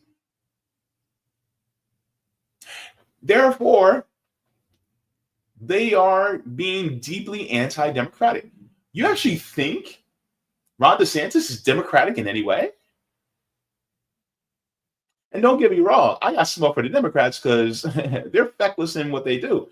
And they will set up things for the Republicans to knock down. They set them up for success. But I'm giving smoke to Republicans right now. They are not democratic. And they don't want you to have a say over what your state does. They want to silence you. Ron DeSantis and really the Florida GOP want you to just be drones. They want you to be complacent and compliant workers that don't speak up at all, that just do what you're told. Shut up and let us run the country. And it's all good if they're doing everything you want, but once you get another party in that does things that you don't want, then what? Now I see the wheels turning. I see it turning now as you watch this screen. This is why direct democracy is so important. This is really the last bastion of hope that we have before a revolution takes place, which I feel is inevitable because they're really trying to destroy our only means of actually controlling some levers of power. So let's continue.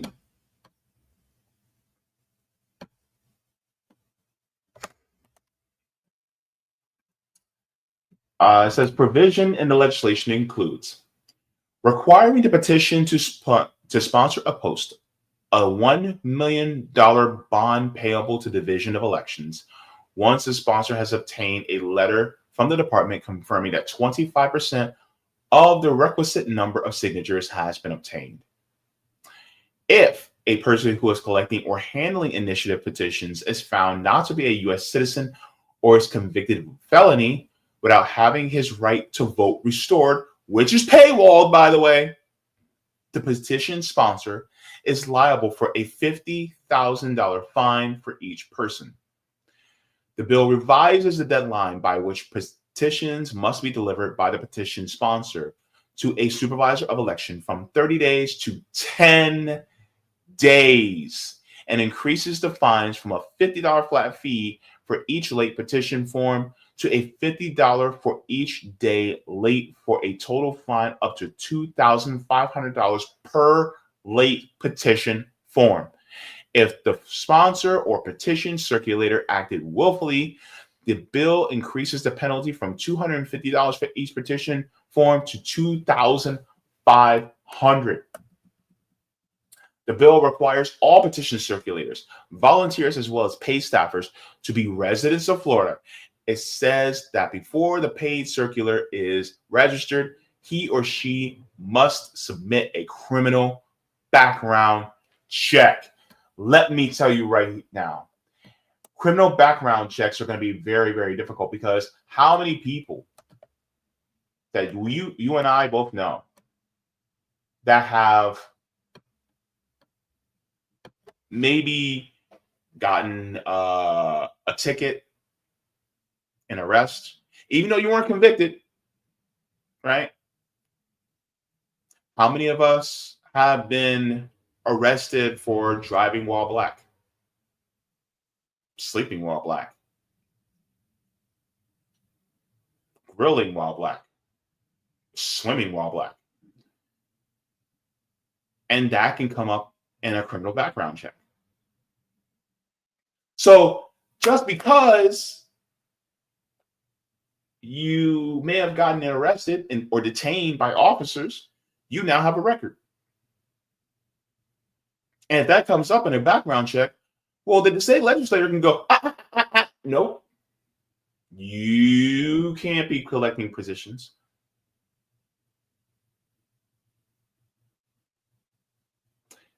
Do you see now? And people go, well, if you didn't do anything wrong. There's a lot of us that don't do anything wrong, and yet we're still harassed and oppressed by the goons from the bacon factory, the bacon bits that like to roam our streets. And so, are we going to allow this? How many of y'all got a record? Maybe you were young, you were drunk out in the middle of the street, you got taken in for public intoxication. You got that on your record, but you kind of wave it away at the back of your mind because you were 22 years old. You were near a college town. You were having some fun. You were publicly intoxicated. The police took you in for disorderly conduct. You got out the next day. You spent a little money on, you spent a little bit of money on bail, and you left that in the past. And now 20 years later, you're in your 40s, and then next thing you know, you want to circulate on petition signing, and then they find that out, and then next thing you know, you get in trouble because of some public intoxication you had in your 20s.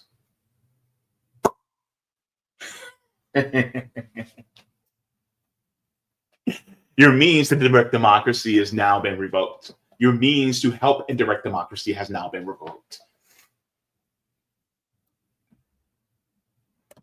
You got to think about these things, y'all. You got to think about, right? It says the bill creates a signature revocation process that allows a voter to revoke his or her signature from a petition form. The supervisor of elections must post on their website the total number of signatures revoked every month and later every week. If the percentage rises to more than 10% of the total positions received during that period, the Office of Election Crimes and Security is required to conduct a preliminary investigation and may report findings to the statewide prosecutor or, if applicable, state attorney for prosecution. So, who's to say that somebody undercover may sign the petition and then revoke it on purpose just to get that number above 10%? People be like, JB, you're getting into conspiracy territory. Look, I trust a snake to be a snake. I trust a scammer to be a scammer. Why would you trust any one of these politicians with a system like this? I don't. Trust me, I know the type of things that they will pull. I'm a black man in America. You don't think I don't know? You better wise up and wake the up. Come on now. Anyway, intense debate. It says for nearly 2 hours, the overwhelming number of public speakers denounced the bill, Many claiming the GOP control committee and legislators simply don't want to have the citizen-led amendment process continue. Says perhaps the most contentious piece of legislation is the provision that will reduce the time that the petition sponsor has to deliver a signed petition from 30 days to 10 days, with the fines increased for every day that they are not returned. It says the 10-day turnaround time that this bill puts on is unreasonable for the tens of thousands of petitions that citizen-led amendment sponsor needs to collect per week in order to qualify for the ballot. On top of that, with that 10-day turnaround, we end up with absolutely unreasonable per petition fines, even if they make a simple error. But Pinellas County Republican Linda Cheney said that the proposal was based on a fraud that she said was exposed in the 2024 petition gathering process for specific amendments that was listed in the Office of Election Crimes and Security report. She said the Department of State did an investigation. They printed a 939-page report, and this bill was based on the issues that were identified in that report. So it's a very fact-based bill. It says the bill will now move to the House, likely for passage. The Senate version is being pushed by the Senate Committee for Ethics and Elections, the SB 7016, that has one more committee stop before going to the floor for that chamber. So this is really Florida Republicans pushing to make sure that you are silenced. See, they're not going to do it outright. So they never do anything outright anymore, because what they want to do is that they just shut you up a little bit more. It's like stitching your mouth shut. They're not going to stitch it all shut at once, because then that means you're going to fight against it. You're going to do one stitch, then wait. Another stitch, then wait. Another stitch, then wait. And then your mouth becomes more and more closed. So you can't speak.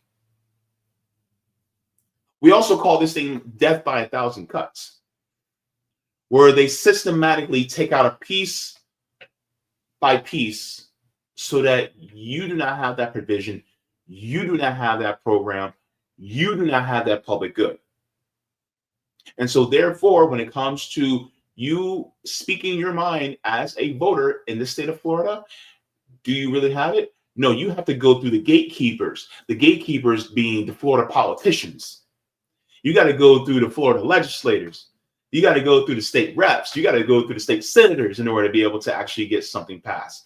And they won't always go by what you want.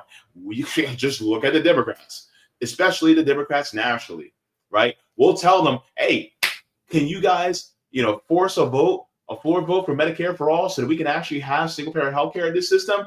And then next thing you know, they're like, I don't want to hear. I'm not saying anything. Or they go, new phone, who this? Next thing you know, we didn't get it. Do you actually think they're going to capitulate to anything that we say on the state level either? No. Must be some child. Were you born tonight? I was born at night, but not last night. So this is just another example of the fecklessness of our politicians here in this country and how they really are anti-democratic. Meanwhile, little old communist me, I actually want you to have democracy even in the workplace. I want to expand it.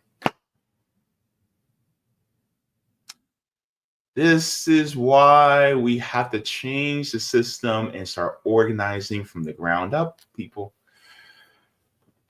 If you live in Florida, keep your eyes peeled, because the thing is that we may not be able to speak on whatever our state does much longer, at least from that level, which means that we might have to start taking to the streets, at least just to organize and build through power. But with that being said, keep your head on a swivel. Go ahead and like the stream. Thank you so very much to everybody for sticking with me for that segment. Let's get into the comments and the chat. And we will start off. Let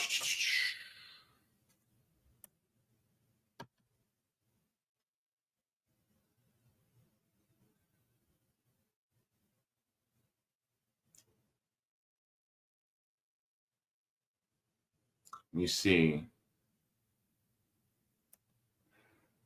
Michael Penn says, JB, do you support both free public higher education and vocational training?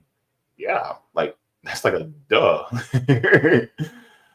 I believe that education should be freely given. Yeah. I'm gonna give you a straight answer. And by free public higher education, I mean up to the doctorate level. Yeah, you should be able to get a doctorate free at the point of service. You should be able to learn, like if I wanted to go to medical school and become a doctor, I should be able to do it without having to be paywalled. Or if I wanted to be an electrician, I should be able to go to school to be an electrician without it having to be paywalled. Yeah, I believe that. Okay. Let me see. You asked that question a couple times, but thank you very much. You asked it a third time. Okay. Jeanette says, I love pigs. I wish we didn't call humans pigs, and it's always meant as an insult. I'm sorry, Jeanette.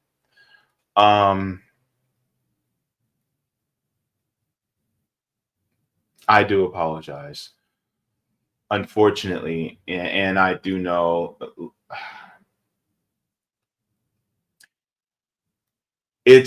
I'm going by tradition of what the Black Panthers used to do. And it's the preconceived notion that they are unsanitary animals, which, I mean, science will show that it's not necessarily true. And plus, they actually have high intelligence, higher than that of even dogs. But it's a traditional thing, that's all. It's not meant to be an insult to pigs, actual pigs. But I'm calling them pigs in the notion of what the idea that we had, you know what I mean, of what we think a pig was before we started to actually study actual pigs. You know what I mean? So, yeah. All right. Roger Meadow says, since your rock is not working, check DM. Honestly, think that Rockman took my channel away because I don't have enough paid subscribers. I think that's honestly what happened. But that's what the way it is what it is.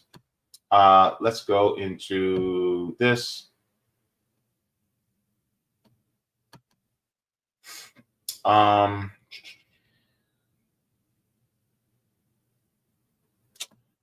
All right. So, Roger shared this. Let me see. Okay, so the 24th Amendment. It says the 24th Amendment, ratified in 1964, prohibits both federal and state governments from requiring poll taxes or other taxes to vote in federal elections. It responds to Southern state policies that limited African-American political participation after Reconstruction ended in 1877. All right. And then this one is the 8th Amendment to the U.S. Constitution, prohibits excessive bail, excessive fines, and cruel and unusual punishments. So I see where you're going here, Roger. You're basically saying that what the Florida legislature is trying to do or has done, especially in regards to what they've done to former felons, really is in violation of the 8th and 24th Amendments. I agree. The problem is that a lot of times what will happen is some of these politicians, they know this, but they look the other way because they want that system to be in place. They see the crime, but they look the other way because they want the crime to happen. Right? That's the problem I see with this, and it's quite nefarious because they're also the ones who would need to enforce the laws, but they're never going to do it. I'm going to read this. I'm just going to share. Just want to make sure that I don't include everything in that screenshot. All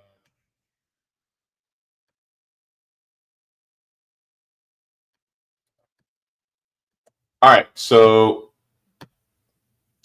Roger says, I got a simple solution to this that will satisfy both parties. Since conservatives want these babies to be born so bad, do two things. 1, single payer healthcare. 2, a state debit card that gets $6,000 monthly adjusted for cost of living directly deposited in the account for each kid you have. The pro-choice doesn't have to worry about going broke for having kids, and the pro-life gets their kids. Problem solved. See, here's the thing. They're not going to go for it. They're not going to go for it because even though it would actually be better, right? I mean, and that's just from an economic point. I think some people who have money shouldn't have kids. And if you're blocking them from not having kids, just because they can afford it doesn't mean they should. You know what I mean? There's some people who, probably are affluent, but I wouldn't trust them around no kids. But I see the point you're making. It's like, all right, well, if you guys don't want people to have the choice over their own bodies, okay, well then make sure you make that choices. You make sure you make that that provision so that people can have their kids taken care of.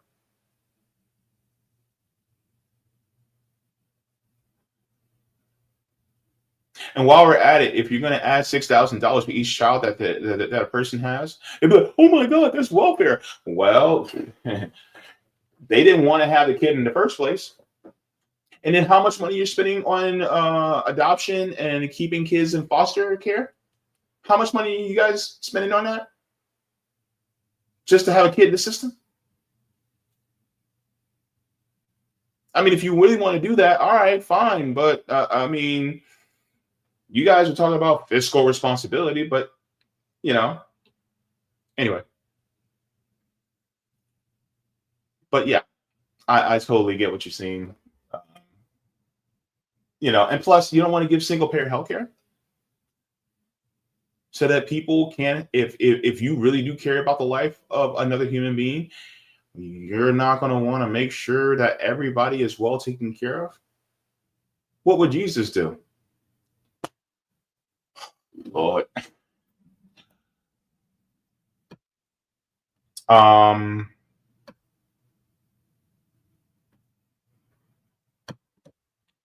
me see. OBE Direct says, fantastic show. Thank you, JB and Theo, from an elder. I am beaming with hope for your future. Continue your solidarity so you will win. Thank you very much, OBE Direct. That is very sweet of you. Appreciate it very much.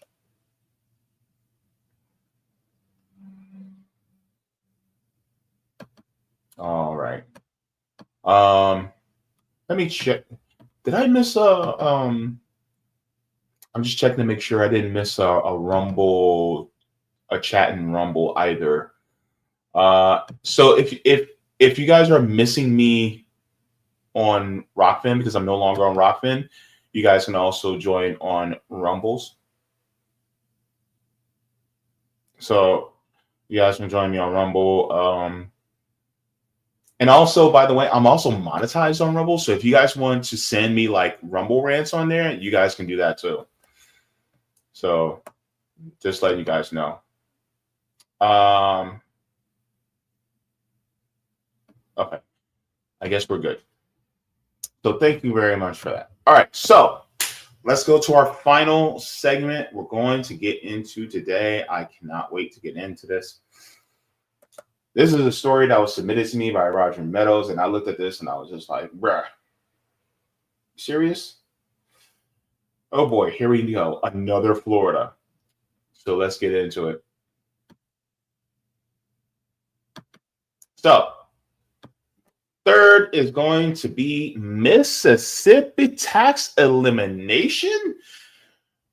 Ooh, something's about to happen to the paychecks of people in Mississippi. And I think this is going to be very interesting because they're transforming into Florida. It's not good. It's going to be bad. I see poverty on the horizon. Yes, yes. Anyway. Come around, children. Let's talk about Mississippi. We're going to get into this. No income tax in Mississippi. Well, I'll be goddamn. This is going to be an interesting one.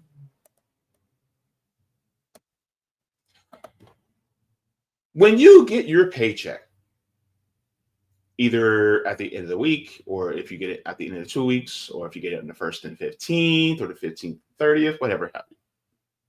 You look at your paycheck and you look to see the amount because you really want to see not just how much money you've made over that time, but how much in taxes that the government takes out. And when you live in a society and you're grouped up with a bunch of other people, it is agreed upon in society that you pool some of your resources together to provide different goods and services so that society can run.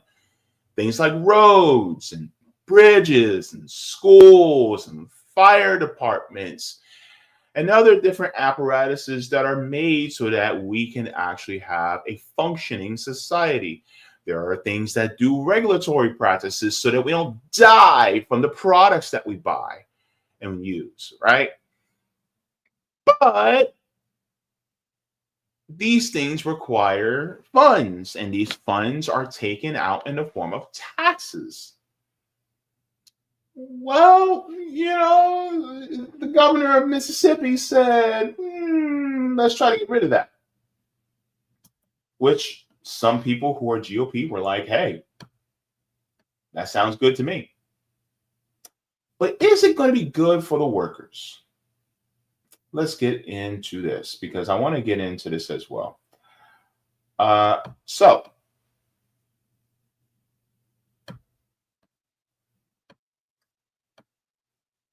let's get into this. This is out of Mississippi Today. It says Governor Reeves signs typo tax overhaul bill into law to phase out income tax, trim grocery tax, and raise gasoline tax. The tax experts and local officials remain divided on whether the tax overhaul will actually benefit the state's economy or hurt poor people and locales. Ooh. This whole brand new thing is happening. So, one of the things that I would like to show to you guys first is there was this tweet that was put out by Governor Reeves. Make sure I have it prepared.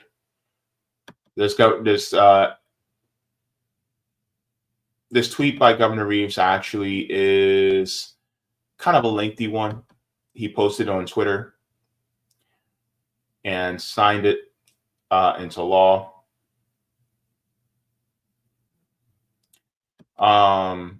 So let me share this. And then Roger had some things to say, and I want to get into that too. But I want to read what he says first from his narrative, and then we shall go into the rest of the article, because the article gets into the nuts and bolts and the gory details. All right, so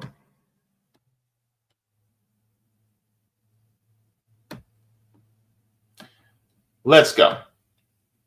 So this is from Tate Reeves, the governor of Mississippi. He said, "We did it, Mississippi. We just eliminated the income tax. Today is a day that will be remembered, not just for the headlines, not just for the politics, but for the profound generational change it represents. Today, I was proud to sign into law a complete elimination of the individual income tax in the state of Mississippi." Let me say that again. Mississippi will no longer tax the work, the earnings, or the ambition of its people. I want you guys to pay really close attention. He said the complete elimination of the state income tax.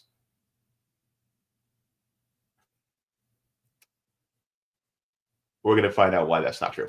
Okay, let's continue on. It says this is more than a policy victory. This is a transformation. And it's a transformation that I have believed in, fought for, and worked toward for many years. From my days as a lieutenant governor to my first campaign for this office, and every legislative session since, I have made this my mission. Because I believe in the simple idea that government should take less so that you can keep more. This is a flawed logic here. It says that our people should be rewarded for hard work, not punished, and that Mississippi has the potential to be a magnet for opportunity, for investment, for talent, and for families looking to build a better life. Here's the problem with this statement right here, because I believe in a simple idea that government should take less so that you can keep more.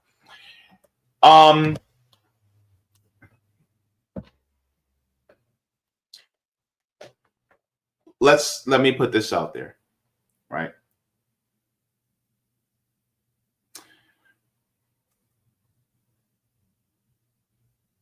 You get what you pay for, right? You pay for education, and depending on how much you pay, the quality of education, you get what you put out. Now, it doesn't mean that throwing more money at the issue is to solve the problem. You can also make sure it works more efficiently, but that would mean that you can't have it centered around profits. Same thing with things like roads, bridges, water treatment plants. It could be different types of infrastructure that you need within the state. It could be for services that, help people, working families, what have you. But part of being in society means that you pay in so that everybody has a social safety net, not just social safety nets, but infrastructure to keep themselves safe, to keep others safe, to make things so that people are able to conduct their lives on a convenient and possible basis. How can you get to work without roads? How can you get to work without a car that has the safety regulations in place so that you can drive it safely? Or, the state apparatus that makes sure that the gasoline is at the right cleanliness level so that it doesn't damage your engine. Or the state apparatus that actually makes sure that the gas station that you go to, everything is working properly so that the gas station doesn't blow up. And people say, well, if they, a lot of times they will put out this notion that, well, people will vote with their dollars and they'll go, to the places that actually operate the best. And the thing is, it's like, no, because if you are pulling back regulation, and if the government is owned by the corporations, that it's not going to translate to better regulation because they're overseeing themselves, because they're policing themselves based on your dollar amount. Because the thing is like an ounce of prevention is worth a pound of cure. We're trying to prevent people from dying or being cheated because we don't want it to happen in the first place. And yet you're trying to make it so that, oh, well, they have their power in their hands completely and they can call the balls and strikes by themselves without having an umpire. And then they will cheat because they rather say sorry than ask for permission. And the permission that they may be asking for is something unreasonable, like, undercutting safety measures so they can save a few extra dollars. And they will do that. I do not want to be sitting on top of a gas station and then that's not being regulated properly because the gas company skirted responsibility and there's no umpire to call and say, hey, you can't do that. And it enforces that law. Anyway, this is one of the reasons why we pay taxes. And so the whole thing about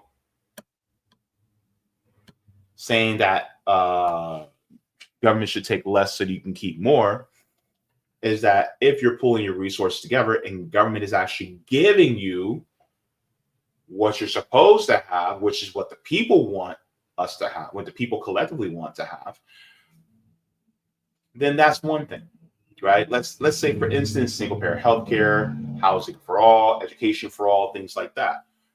If our taxes do go up, it's probably not going to go up by that much because government is not in the business to create profit, to get profit. Therefore, it is not going to be as expensive for us as it would be in the private sector, because the private sector eventually always goes monopolistic, meaning that your prices are going to go up, and then the next thing you know, your services go down. But now they have control of the levers of government. And so guess what? They're going to try to keep all that for themselves, meaning that they don't want people to actually have these services, because that means that they won't want to have to pay for it, even though they're operating within that state. So you get what you pay for. And so that's one of the gripes that I have with what you said here. And so if I'm giving you a lot, even though you may be paying significantly, you're still getting a lot in exchange for that. The problem is that the government subsidies always go to the big corporations. The big corporations keep all the money at the top, and then the money at the top doesn't get circulated back to the rest of us. And so therefore, we see nothing from the investment that we give through our tax dollars going to the states. And so therefore, this is why some people get pissed off, because they're like, well, I don't want to pay these taxes because what am I really getting out of it? I'm not getting anything out of it. The problem is that the state is not actually doing its part and actually making sure that the people get the goods and services that they're supposed to be getting as a public good. And so therefore, they get pissed off and they think, well, I'm being cheated. This is why taxation is theft. And then they don't want to pay any more taxes because the government ain't giving them shit. When in reality, the problem is that you have corporations that take over state and federal governments and municipal governments, really, if we're being honest. And so then the people are constantly cheated, and the taxes that are taken out, we give the subsidies of these taxes to the big corporations instead of actually giving it back to the people in the form of goods and services. And so then people, if you actually gave them all the things that they were supposed to have, that we actually want, that we actually need as a public necessity, then we wouldn't be feeling that taxation and stuff. It would actually be an even exchange. Anyway, it says our people should be rewarded for hard work, not punished. And that's the thing. You are still being rewarded for hard work if the government actually gave you the goods and services that you are due as a citizen. But the problem is it's about who controls the levers of government, not government itself. I hate when people go, government's the problem. The government's not the problem. It's just that's like saying a gun kills people, not it's the gun that kills people, not people kill people. No. The person who's wielding the tool, the person who's wielding the weapon, will use it as they will it. And so therefore, the corporations are wielding government as they have it. So therefore, they're wielding it as a weapon against us. So this is why we got to wrestle it out of the hands of the corporations. He says, in that Mississippi has the potential to be a magnet for opportunity, for investment, for talent, and for families looking to build a better life. And the thing is like, you can, but not by cutting out goods and services. Anyway, says the legislation last signed puts us in a rare class of elite competitive states. There are only a handful of states in the country that do not tax income. Today, Mississippi joins their ranks, and in doing so, we plant our flag. We're saying to job creators across America, if you want to build, come to Mississippi. We are saying to, when they say job creators, by the way, here's the thing that a lot of people don't talk about, right?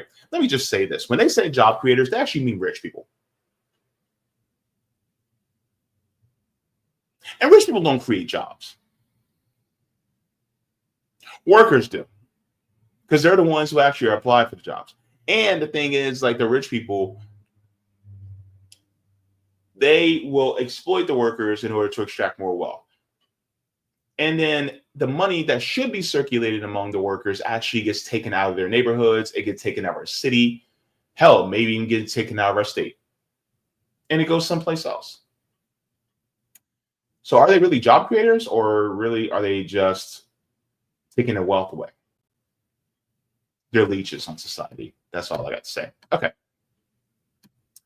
I'm blabbering on too much. But it says, we are saying to families across the South, if you want to grow, come to Mississippi. We're saying to entrepreneurs, to workers, to dreamers, Mississippi is open for business, and we won't penalize your success. Again, court is supposed to be an even exchange. We're going to compete, and we're going to win. Now, I want to be clear. This doesn't happen overnight, and it didn't happen alone. This day was a result of years of work by dedicated leaders who shared the vision and had the courage to act. I want to thank Speaker Jason White and Lieutenant Governor Delbert Hoseman. Goodness, my goodness. I want to give special thanks to Speaker White because he worked with his tail off to get this done. I also want to thank House Ways and Means Chairman Trey LaBar and all the members of the House and Senate who rolled up their sleeves and got this done. We debated, we negotiated, and we stayed focused on the goal, and we got it across the finish line together. Says to the people of Mississippi, you are the real winners today. This law means more money in your pocket. It means more jobs in your town. It means a future with more opportunity for your children and grandchildren. The work of your hands belongs to you. It is yours to feed your family, to invest in your home and your community. Gosh, it's very individualistic. It says, because that's what it's ultimately about. Not just numbers on a balance sheet, but lives. Generations from now, when our kids are raising families of their own in a stronger, more prosperous Mississippi, they will look back on this moment and say, this is when we took our shot. This is when we bet on ourselves. This is when we really broke from the pack. This is when we took bold action, paid it up. My God, this guy is sniffing his own ass right now. I'm sorry. This guy is really smelling himself. Like, this man is acting like he just gave 5 loaves of bread and 3 fishes to feed 5,000 people. Like, what in the world? Hey.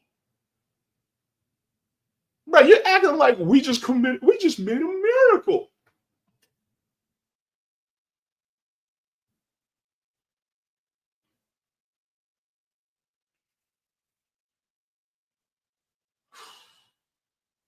I can't read no more. I'm sorry. Let's get into the article. I spent enough of your time.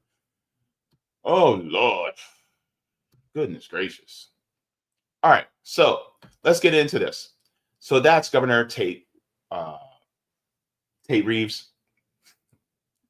Yeah, I know he looks like Peter Griffin. Anyway, it says Governor Tate Reeves signed a bill to overhaul Mississippi's tax system, one that many lawmakers inadvertently voted for because of typos into law on Thursday. So it says it has typos. Let's get into it. All righty. It says this sets Mississippi on a path to become the first state to eliminate existing income tax when the tax is phased out in about 14 years. This isn't instant. This isn't, oh, sorry. This isn't instant. This is going to take 14 years to phase out. It says Reeves said the law marks a turning point in the state's history that would make Mississippi a magnet for corporate investment in workers from other states. Corporate investment, meaning corporate power. More corporate power over the politicians in that state. That sounds like the quiet part out loud. Let's continue. It says Reeves said the law. I'm sorry. Oh, I just read that part. I read what he said already. It says Mississippi is currently reducing its income tax rate to 4% from a previously passed tax cut being phased in.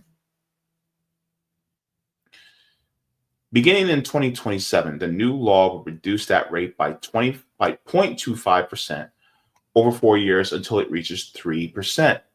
In 2031, the tax will only be reduced if certain revenue growth triggers are met.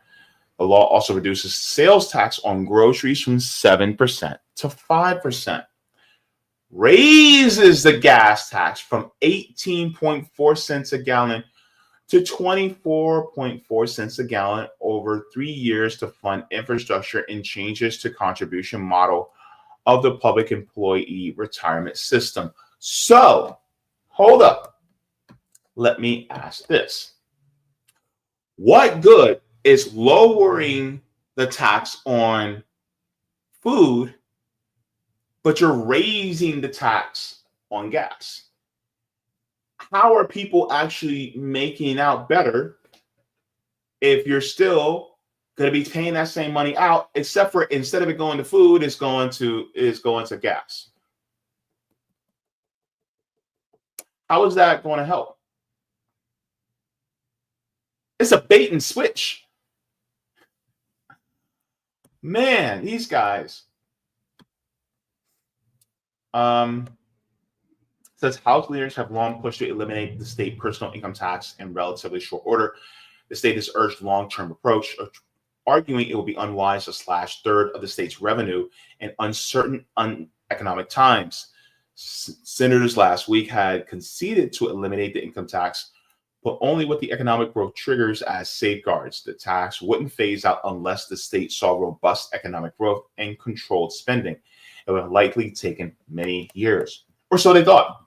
The Senate bill had typos that essentially nullified the growth triggers and would eliminate the income tax nearly as quickly as the House proposed.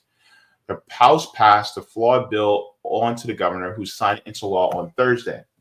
In a social media post last week, Reeves, who did not mention the bizarre series of events that helped send the bill to his desk, said liberal activists were making claims of errors, omissions, mistakes, and changes. Since then, both House Speaker Jason White and Lieutenant Governor Delbert Hosemann, both Republicans, have acknowledged the legislation signed into law Thursday contained errors. It says Reeves said that the tax overhaul will lead to economic dynamism and attract new residents to Mississippi, but local officials and experts remain divided on whether eliminating the tax will actually benefit the state's economy and whether citizens will reap any of the benefits that politicians claim they will. So it's Neva Buckus, a senior analyst with the Institute of Taxation and Economic Policy, said her projections show that once Mississippi abolishes its income tax, it will likely result in a $2.6 billion reduction to the current $7 billion general fund budget, revenue that the poorest state in the nation could use to provide core government services. So this is what she says. What the state is essentially committing to is a very extreme and dramatic loss of revenue during a very tumultuous time during which the state might be reckoning with large federal cuts to social programs that many Mississippians rely on.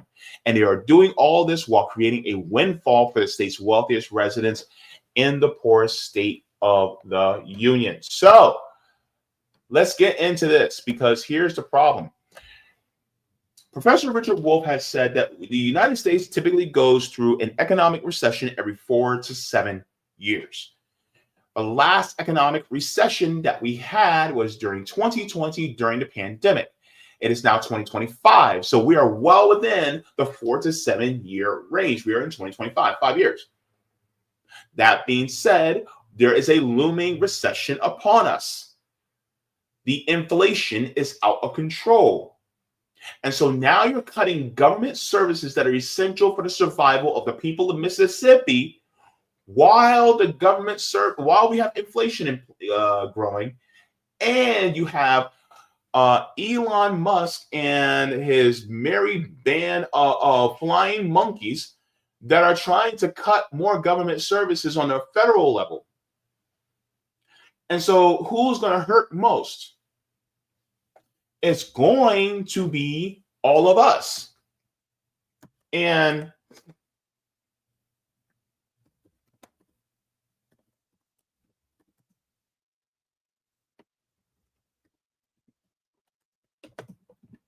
let me just see something here.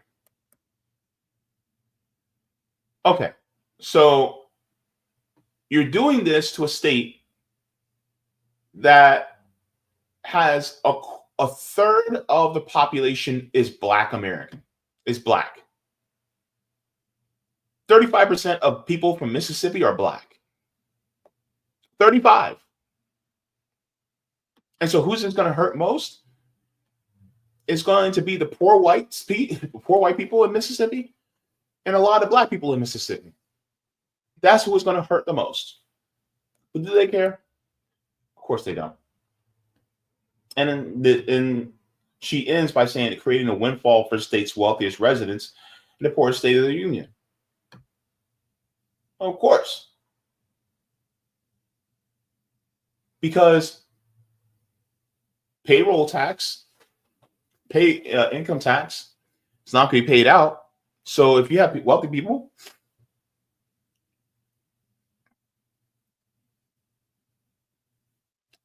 there's no tax being placed on them.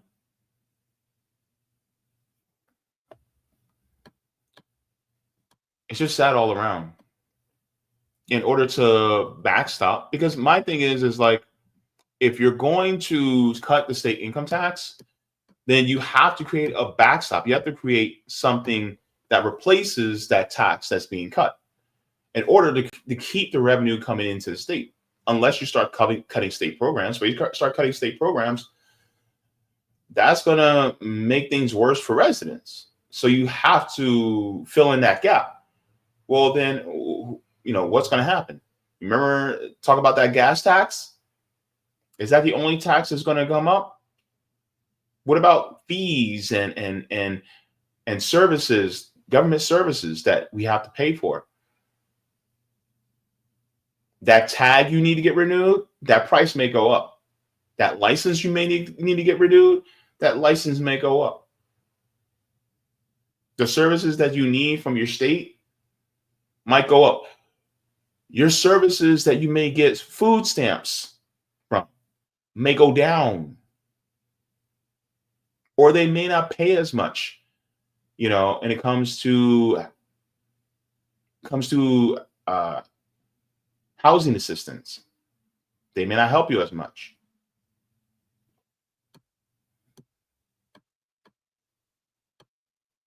Says Mississippi's decision to eliminate tax without raising another tax to offset the general fund loss comes as President Donald Trump's administration and the GOP-controlled Congress are considering sweeping budget cuts and freezing federal grants that may fund many services.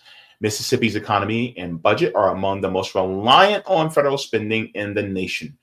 If the federal government significantly slashes any federal programs, the impact will most certainly trickle down to the state level. The ITEP's data showed that Mississippians who make less than $19,300 a year, the poorest of the poor, already spend about 12.4% of their income on taxes. In comparison, Mississippians who make over $362,000 annually only contribute 6.9% of their income taxes. When we say it is more expensive to be poor, we mean it. It is more expensive. We're carrying the rich instead of the rich carrying us. That's the problem.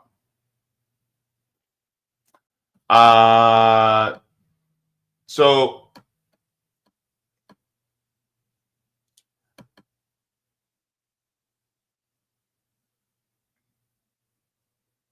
I'm not gonna be able to read this entire article, but I just want to get into some of this. It says, but it's in such a place as Greenville, located in a rural, poverty-stricken Mississippi Delta, some worry a / general fund alongside a gas tax increase could make it more expensive to drive and weaken local government's ability to provide basic services.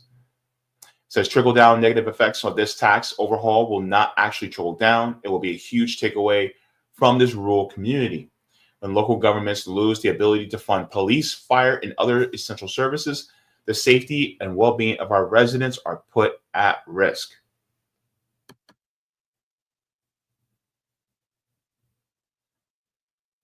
It says in Greenwood, located at the eastern edge of the Delta, Mayor Carolyn McAdams says she was concerned that the law's increased grocery sales tax diversion might not be enough to make up for revenue small towns might lose. Now,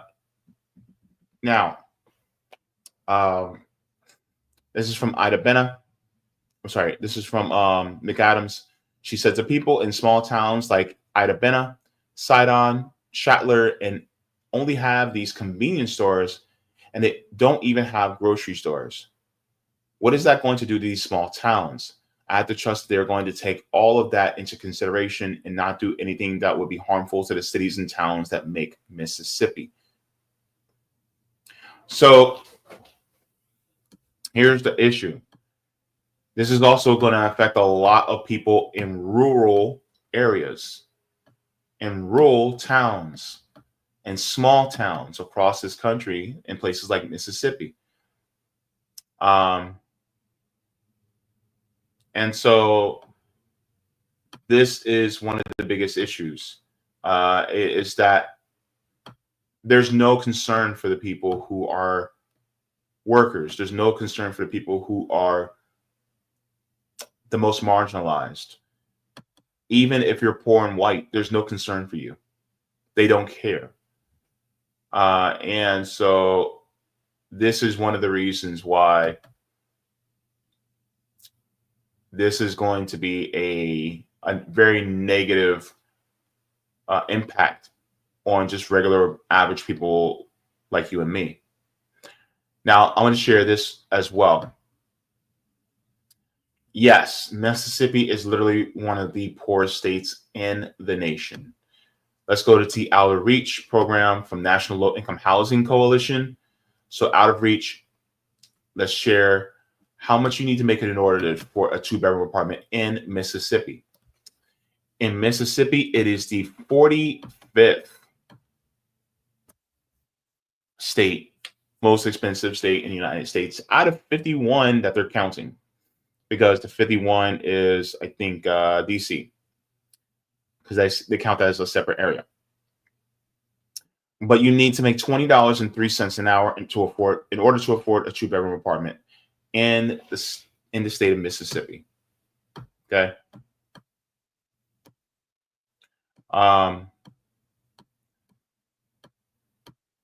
So I'm sorry, that's Alabama. Mississippi, $20.03 an hour.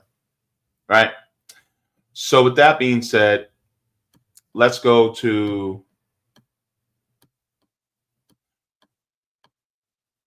this. It goes into the breakdown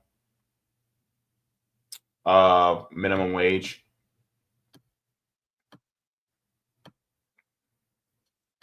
And let me make sure I'll share it. Let me see, accept all. Let me get to Mississippi.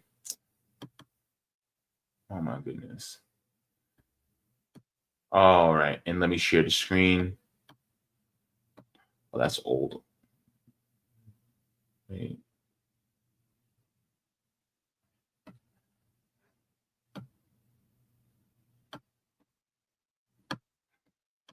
Just swore I had the updated one.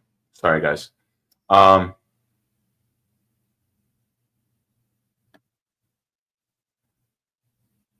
Bookmarks.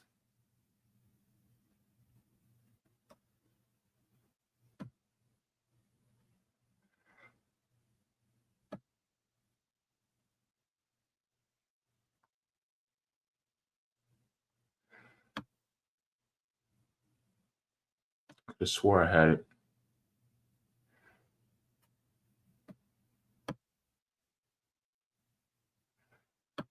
Is this the updated one? I think I had the old one. I think I had 2023's. They updated it last year, 2024. No, that's the same one.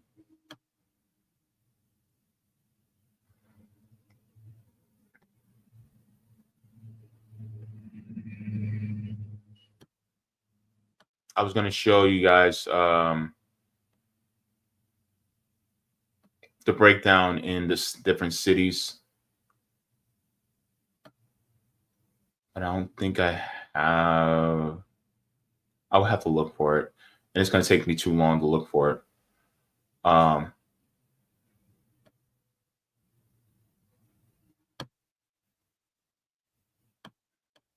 don't think. Is this it? No. All right. So I was going to try to do the breakdown. I'm sorry. But yeah, $20.03 an hour. And I also wanted to share this as well about different facts about Mississippi. And this is going to be from the Urban Institute.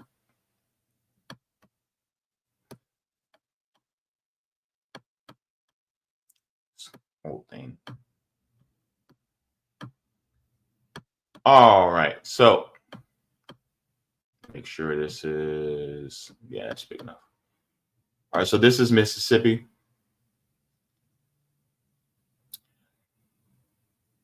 Okay, so Mississippi enacted its fiscal year 2025 budget in May 2024. The budget reported $7 billion in general fund spending, a 5% increase over the previously enacted budget. Mississippi did not reduce taxes in the calendar year of 2023, but lawmakers approved a large individual income tax cut in 2022.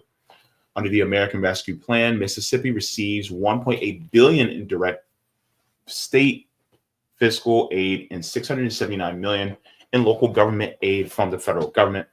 As of January 2025, Mississippi had fully allocated its state ARP. States must spend the funds by December 31st, 2026. According to the National Association of State Budget Officers, NASBO, Mississippi's total expenditures for fiscal year were $23.7 billion, including general funds, other than state funds, bonds, and federal funds. NASBO reported that total expenditures across the state in fiscal year 2024 were $2.9 trillion, ranging from the $5.4 billion in Wyoming to $413.8 billion in California. According to NASBO, Mississippi's recent expenditure totals, general fund spending total, including federal transfers, were, and of course, it's around the $6 billion mark between 5.5 in 2019 to now it's 6.7 billion. So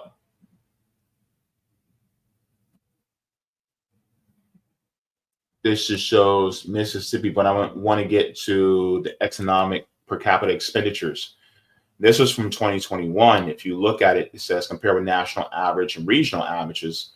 So this is considered to be in the Southeast, central Southeast, and how much they spend on different things as compared to Mississippi, the Southeast, the United States, and the United States in general. If you look at public welfare, Mississippi actually spends just shy of between the rest of the states in the Southeast, as well as the entirety of the United States. Of course, they spend less per capita federally. Mississippi actually spends more in health and hospitals per capita, right? But they don't have a universal healthcare system. They're spending more also on higher education, right? Highways and roads are spent just about almost equal. And then police is actually spent less than the federal government per capita, corrections, and also housing. And so that's per capita expenditures in fiscal year 2021.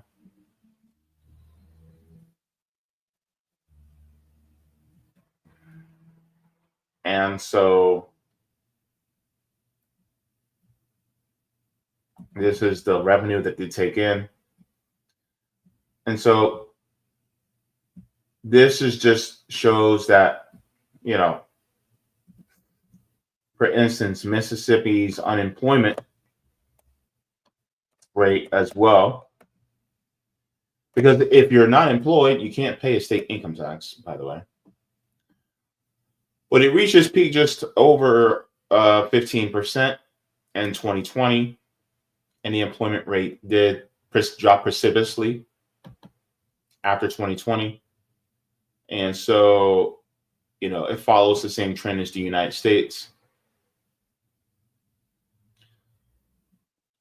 And of course, the top 5 industries are government, finance, manufacturing, retail, and social services.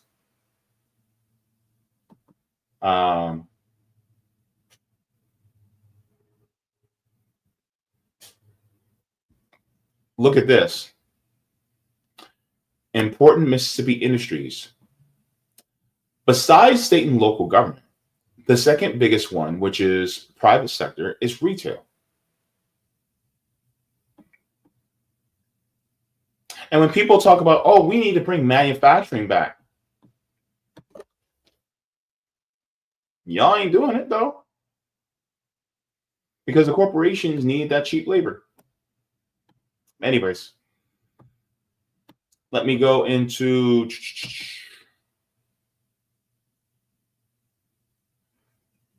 so of course it's a Republican-controlled state, and then of course when it comes to Mississippi, Mississippi has about 35% Black. It's about 55% white. So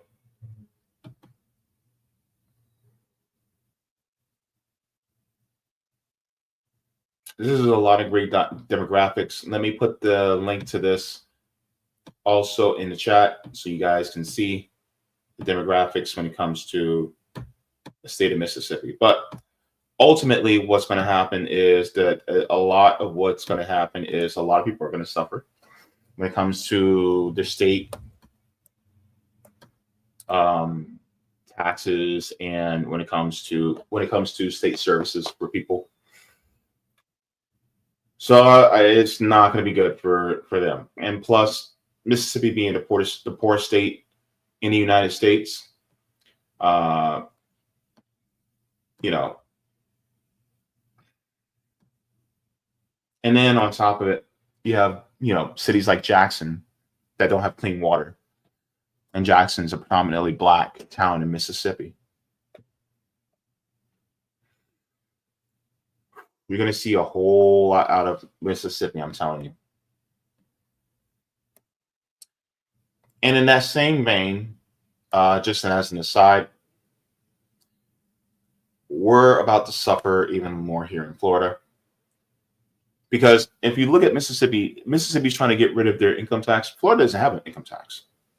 We got rid of our income tax years ago. But is Florida doing that much better? And here's the problem. Yeah, Mississippi has a relatively low cost of living, but also they don't pay that much there. They don't have an income tax, and they're trying to get corporations to come there. That's all fine and well and good, but then you're going to attract them, and then you're going to pull in more people from northern states also to Mississippi, which means that your your populations will go up, right? But you know what else is going to go up? It's also the cost of living is going to go up.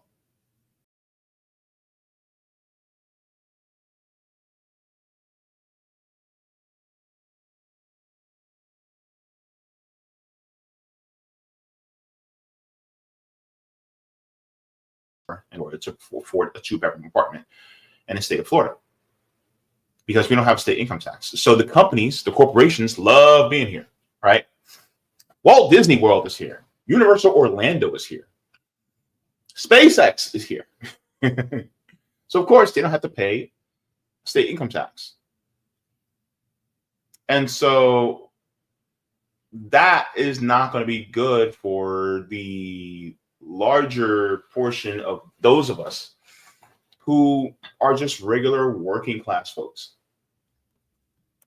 And Florida is trying to do something even more further, which it's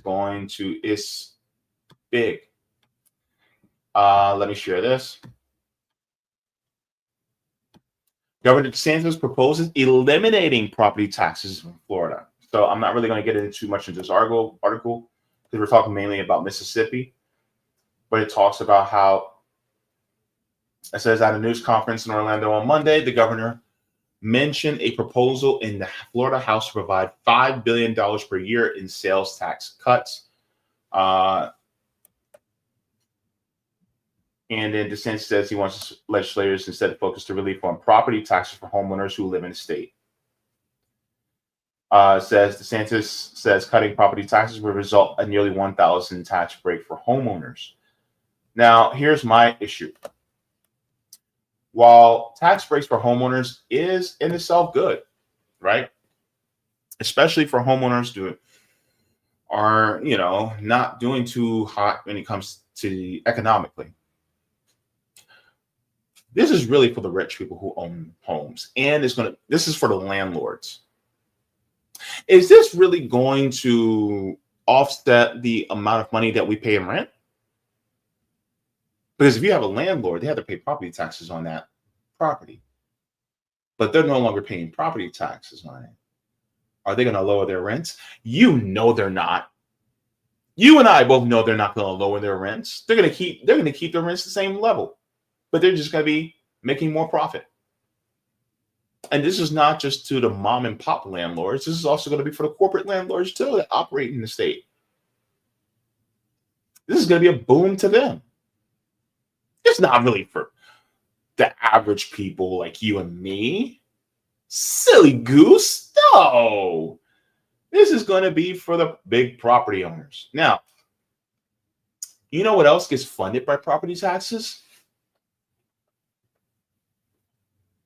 Education. Schools get funded by property tax. So if you eliminate the property tax, then how are the schools going to be funded? Now, I personally think that we should shift it from being funded by property tax to just having the state fund it and make sure it's based on a per capita. Let's say if we want to spend $4,000 per student per capita, make sure it's even across the board. All right.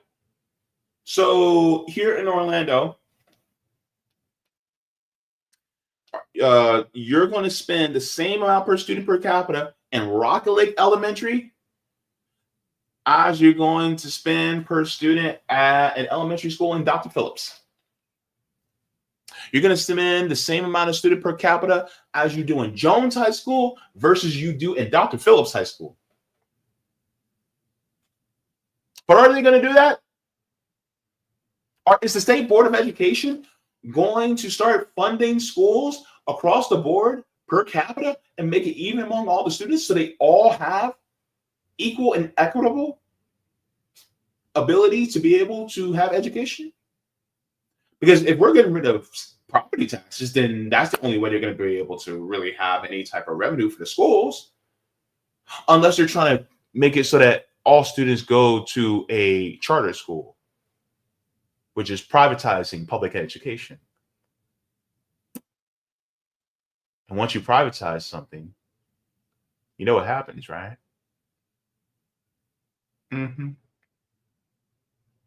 So that's one of the biggest issues here in Florida, is now they're trying to get rid of property taxes in total. So you have Mississippi trying to get rid of their state income taxes, which is a boom for the big corporations. Then on top of that, you have Florida trying to get rid of property taxes, which is a big boom to the corporations. Any wonder why people are sick and tired of being sick and tired?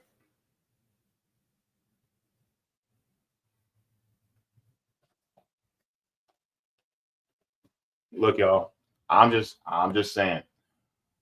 And with that, one of the things that I want to do is there was some notes by Roger Meadows that I want to read because he has some things to say.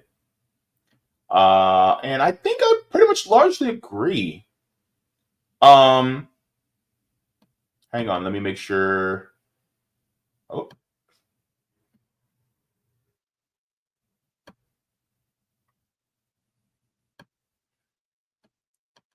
Let me see. Hang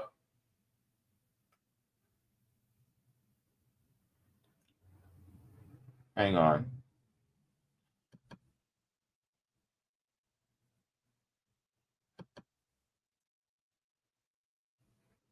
I want to go back to this. Oh, yes, I found it.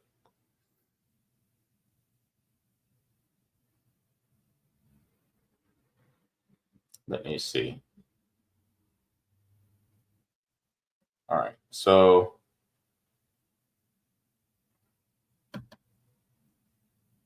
all right, I found it. Oh.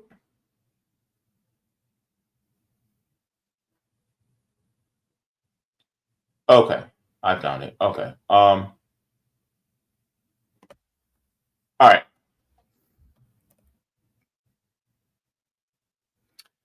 So I hope you don't mind me sharing my screen, Roger, but I want to read this really quick because this is also a really good point. And I'll get into this. Should actually, how do I expand this? No, do it that way.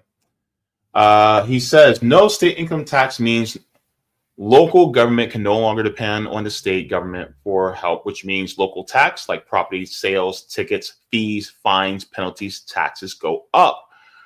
Transportation taxes like tolls, take trains and buses go up. This means the social safety net services will be cut. Corporations can come in and take over and run government and never be held accountable. More governors begging for dependency on the federal government for money. It says, which means the more they have control over you, what happens when a Democratic president decides to be malicious and say, oh, you don't want to get down with the get down? Okay, look what I can do to your state. It says, James, seeing the cutting of social safety net programs and services is not something the right cares about. Couple that with big business coming in to bring jobs to the state. On the surface looks good, but cannot see the nuance of no worker protections and running roughshod over the local community, putting their community health and environment at risk without a democratic process. I think the best argument from a leftist perspective against this is to speak not in our socialist language, but in their language, the anti-federal government language, which is, do you want to have the hand over control of how we run things here in this state to the federal government? Because if we cannot generate our own revenue, that means more begging money from the federal government. And what if we have a federal government that is hostile to our interest in the state? They control us. So this is what you're doing by handing over the control, because now that all you're going to have is a governor after governor after governor begging the federal government, begging the president for money. And if the president wants something from the governor that might go against the interest of the public in the state, then we're screwed. This is another point I meant to share. Sorry.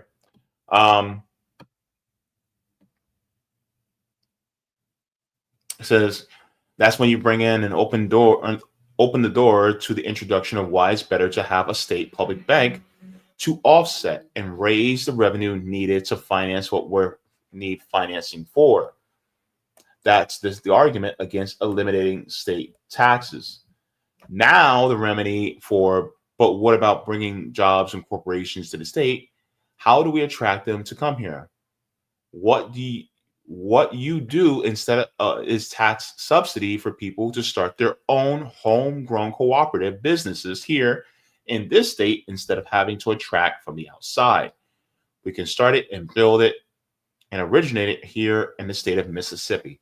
So this is also a really good point, is that when it comes to attracting businesses, you're trying to get big corporations to come to the state. It's like, why don't we just grow our own, homegrown businesses to create that? If you build it, they will come, right?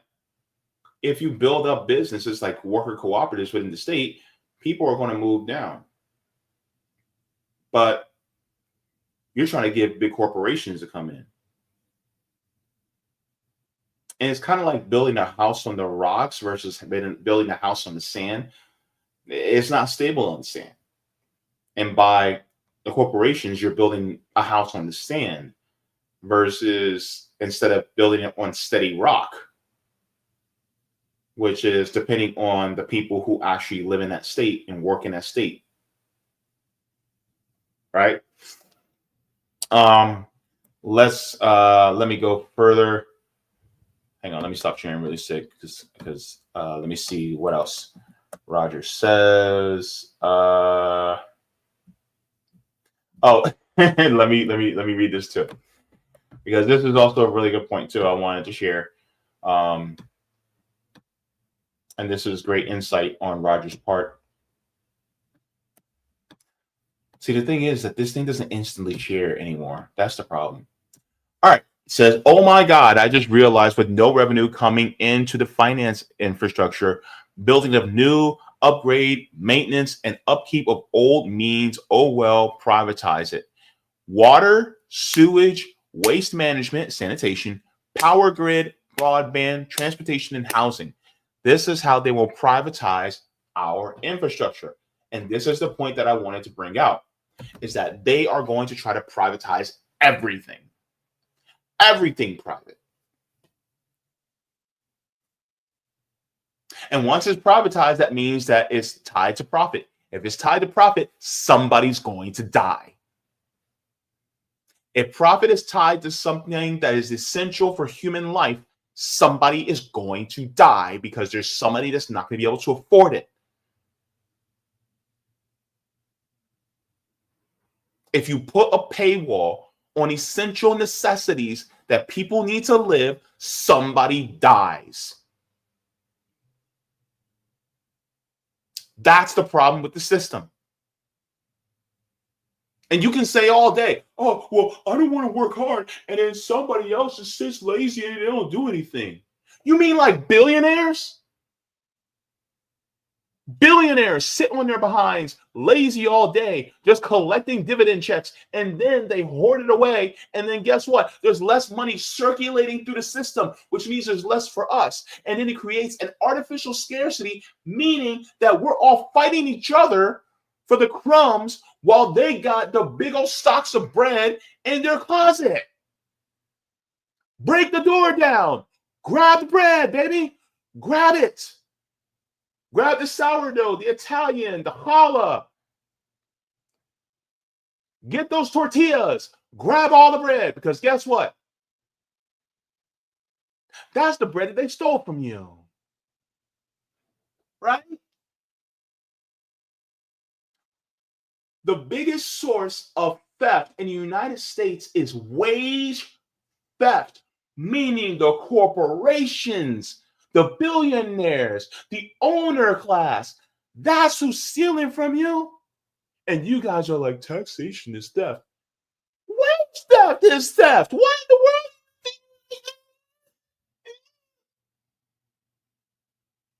world? Lock in, baby. Wage theft. They're stealing your surplus value. You do something to make $10 an hour. You made $100 in revenue from them. That means they take 90. You only take 10. And what do? They sit in their boardrooms, twiddling their thumbs, snorting some of that twinkle twinkle on your dime. This is why I talk about coming together to get rid of the system, because it does not work for you or I. And people are just going, well, we just don't want government to run services. Why not? Why in the world would you leave it to corporations to run the very thing that runs our lives, that oversees our lives, that owns the police, that owns the fire department? Why would you want to have corporations having their say, complete say over these essential services? For them to cut them away so that whenever you actually need something, they go, you got to pay me first. You got to pay me first. Hey, I want my money. What? That's why I say government is like a hammer. It can be used as a tool to build or used as a tool to destroy. Who do you want to have the levers of government? Do you want the Peter Thiels and Elon Musks and Harlan Crows to own our government? Because that's exactly what they do. You're in this situation because of these guys. And these guys are just the neo versions of the Carnegies. They're the neo versions of the Rockefellers. They're the new versions. This is the problem. They got you hating the gun instead of the shooter. Lock in. Don't be mad at the axe for being used as a tool to kill somebody. Get mad at the axe murderer. Is the axe going to sit on the bench on trial for the murder of somebody? Or is it the person who wielded the axe sitting on the bench for the murder? Why are you putting the axe on trial when you should be putting the axe murderer on trial? The person who actually wielded the axe. I'm just saying. Lock in. That's the issue, man. Anywho. Oh my goodness. Roger, what'd you do to me? Roger says public banks at state, regional, and municipal level now. Absolutely. And that's exactly what we should have. At the very least. And here's the funny thing. Let me just wrap with you guys for a second on this, because here's something a lot of people don't realize. In China, when you buy a house, you pay your property tax one time. You don't pay it year over year. You pay property tax one time. And then you don't pay property tax on that home anymore. But you know what China has? There are 5 of the world's top banks. 4 of them are state-owned Chinese banks. The 5th is an American bank. So they're creating revenue without having to raise your taxes on the homeowners. But then they don't have to pass that tax burden onto the people who don't own homes. So that's what they're doing. So they're looking out for the homeowners, right? By the way, by homeowners, I mean homeowners, the people that actually live in the homes that they own. I'm not talking about the property owners. I'm not talking about the landlords. No, because they're very strict with their landlords in China. I love that about China. I just love it. But also, they have public banks in order to create revenue in the market, so then that revenue goes for their infrastructure. This is why they're damn near building ready-made cities that are completely empty, that they're just like, all right, we got it ready for people to fill in. because they built the infrastructure in preparation for people. This is why you have a central planning model. So that cities are already made. The buildings are already there. The kitchens are there. The living rooms are there. The laundromats are there, right? The bedrooms are there. The bathrooms are there. They're there, ready, waiting. And if it's like, oh, you're homeless? All right, we'll give you some place to live. And just, when you get a job, then you can start paying rent, and we'll do it just according to your income. We'll do it to the cost of living. It's fine. But that's China. This is why their cost of living is wonderful compared to ours. Wonderful. Is it perfect? No. But it's a lot better than what we have. Way better. And so when it comes to that, we could imitate what they're doing. But no, that's a bridge too far. Because that means that the poors are actually going to have things like healthcare, housing, education, food, and clean water. Oh, perish the thought that poors actually have what's necessary to live.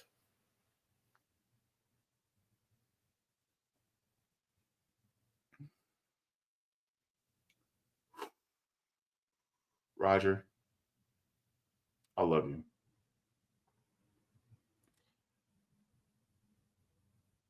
But you sending me this stuff is like pouring gasoline on a lit match. Because I just go off. Anywho, I know there's more, Roger.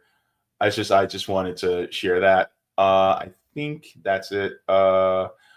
He says, rolling back to the Mississippi story, what I said about the best arguments that we can have for the right wing is, do you really want to give control of your state government and the federal government because you cannot generate your own revenue to pay for what you need?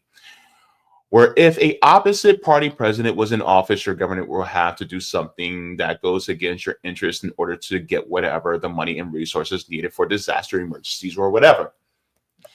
The second argument will be this: we'll end up having to relinquish control over our infrastructure to private equity, who will raise rates to make money for their shareholders while at the same time delivering crappy service, like internet ISPs. Remember, James, we're not going to be able to sway them with the socialist argument of you're going to hurt poor people by cutting social safety net issues, when they think that you're just a bunch of lazy sons of bees that want to depend on the government and not work your lazy ass and get off your lazy ass and work. All right, so now I'm going to go down to his further thoughts.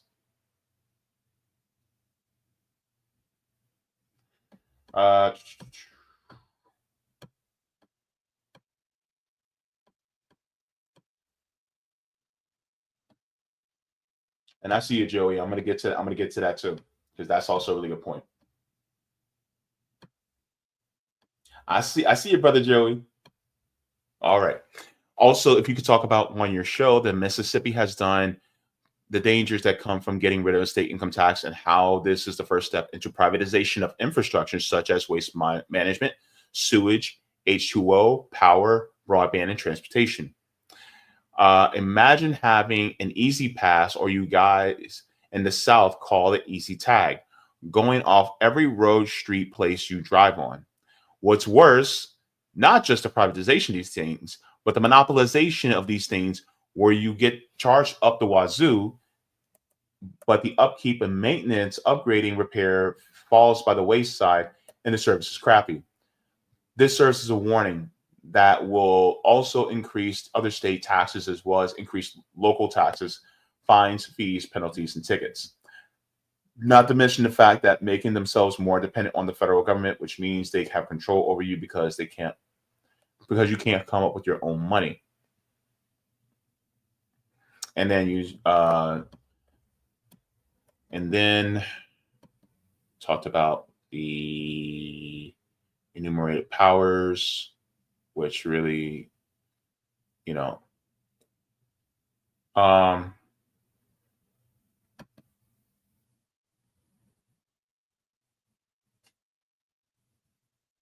Let me go.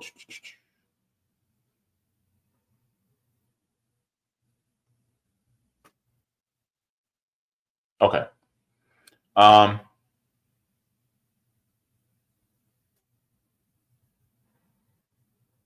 Okay. I'm getting there, Raj. All right. So let me share this.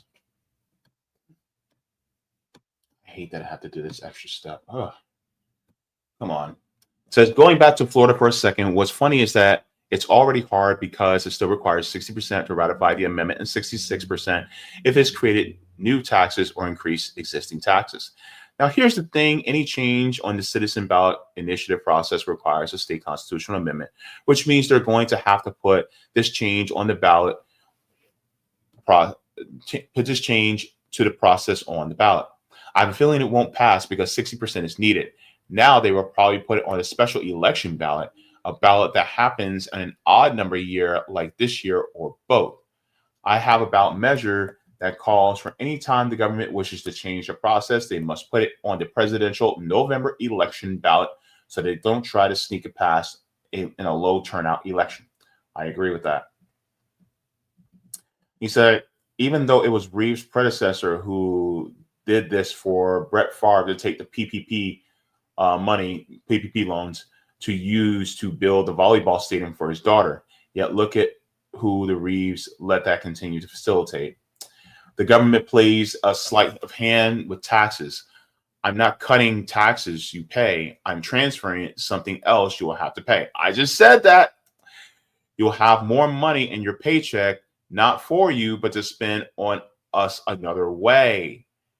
They're setting up Mississippi is for the Black Rock to take over. Oh, yes, absolutely, Roger. This is exactly what's going on.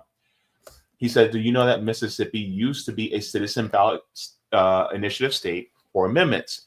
What happened was that they lost the ability because in 1992, an amendment was passed for a distribution requirement that says you have to get signatures from all 5 congressional districts. However, in 2000, they lost a congressional district and they kept passing amendments. Then somebody challenged one of the amendments a few years ago.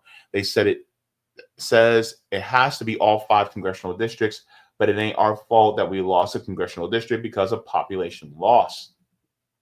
The judge agreed and invalidated the ability for voters to place their own amendments on the ballot and told the Mississippi legislature that they are going to have to put on a new legislative amendment on the ballot for voters to ratify into the Mississippi Constitution that would correct the issue. That was a decision made a couple or a few years ago. Mississippi legislature has yet to do it. Okay, and then I will share this because I don't have time right now, but I will share this into the chat.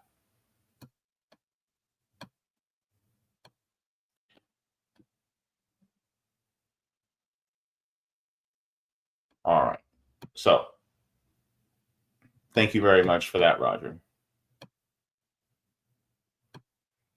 So ultimately, with that being said, yeah, it's a bad idea to get rid of the state income tax without actually creating the infrastructure that would actually end up helping the people, the working people of the state. Instead, you're just doing a bait and switch and you're just making it better for the corporations and the very rich, but you're not actually making it better for the working people. People in Mississippi, keep your head on a swivel and start organizing because these guys don't care about you. And we're pulling for you. All right, go ahead and like the stream. Thank you so very much. Appreciate it very much. Let's get into the chat. All righty, I'm going to check to see if I have any Rumble rants. If I don't, then I think we're good.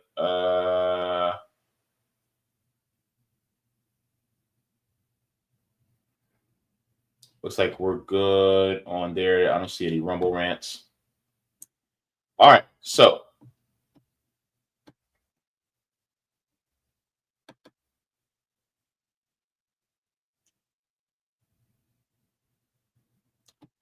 let me see.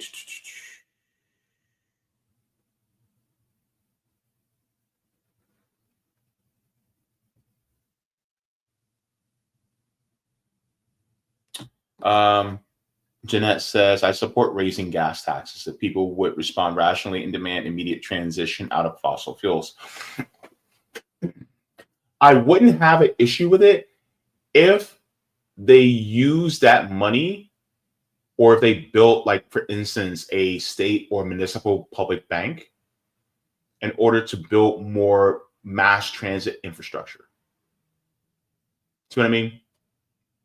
Because that would encourage more people to use mass transit, especially if you could create high-speed rail, right?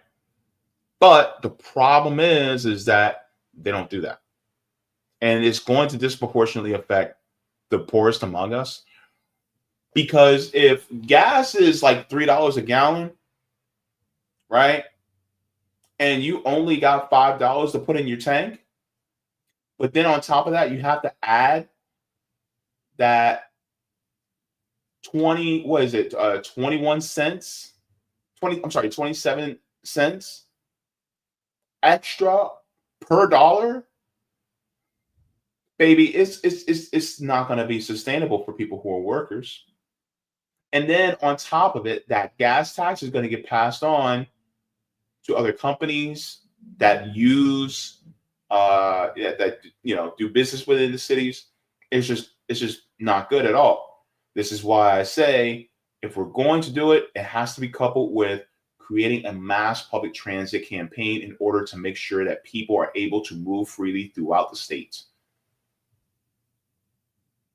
Now, I do think that we can do all electric high-speed trains, things like that. Yeah, sure, of course. But that also would mean that we also have to need the energy infrastructure in order to be able to have things like high-speed rail.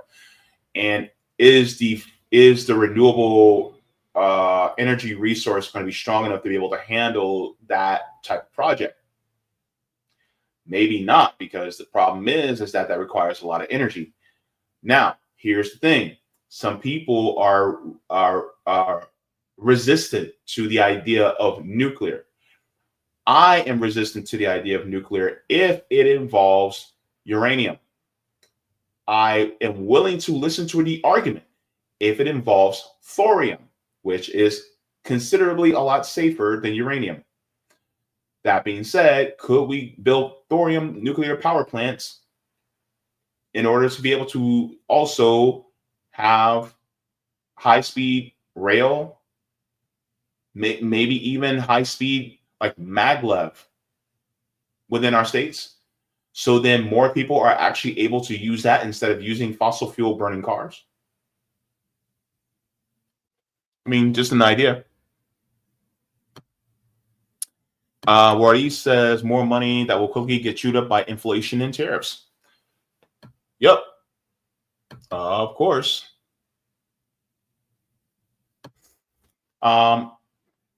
Michelle, good to see you. Said this is going to be a spectacular fail on all levels, since once again the poorest are going to take it on the chin and in the eye. Amen. Yeah. Yes, kill your Grigors. Capitalism is eating itself. Kime says, bam, good to see you. All right. Joey Peltier, friend of the show, says, and other public businesses. That's absolutely true. Oh wow, I haven't seen this name in a while. H. Lokil, good to see you. Joey Peltier says, General Strike 2028. Build up localized mutual aid networks and keep popping off, elevating our communities' needs and voices for the negotiation tables. Thank you very much for that. Absolutely. Joey Peltier says, China also has a $5 trillion in U.S. bonds. China also holds the world's hemp industry, leading the transitioning of biomaterials so they can source their own materials domestically for their building, trade, essential, and luxury goods. Yeah, and hemp is revolutionary. It's old, but it's revolutionary in its uses.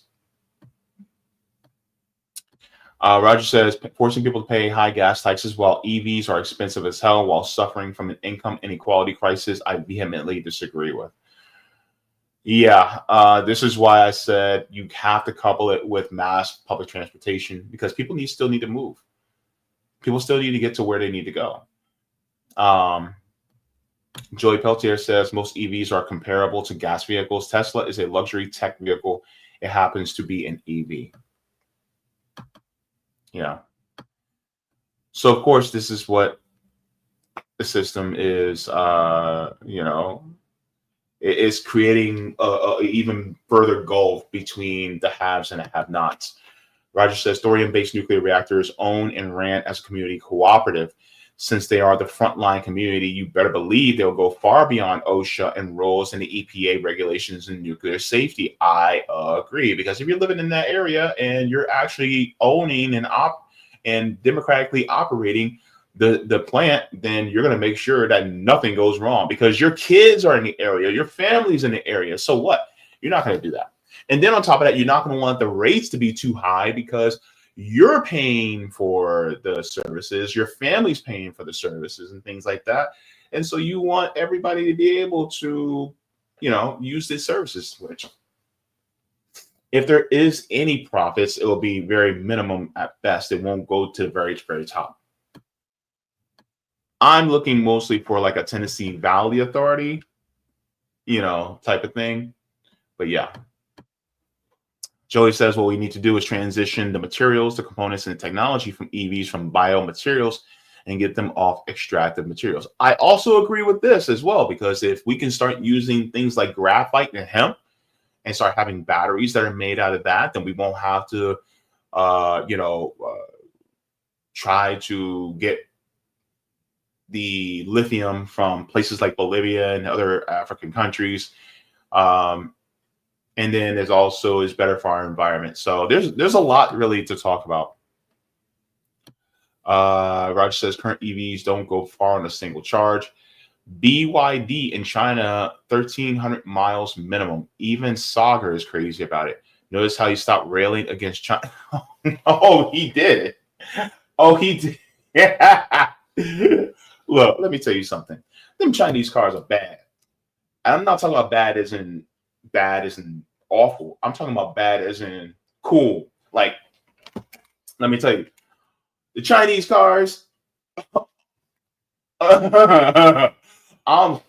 just like, damn, they are some nice cars. But even still, I still want to encourage more high-speed public transit. But yeah. And yes, this is also great. Hemp can replace plastics, nanoparticles, and PFAPs. Yeah. Oh, sorry. Roger said replace cars with train cars. It's graphene, not graphite. Okay, sorry. Keep saying graphite. I think graphite's the material they use in pencils to write, but graphene. Thank you very much for that. Okay. We are finished. It is our show.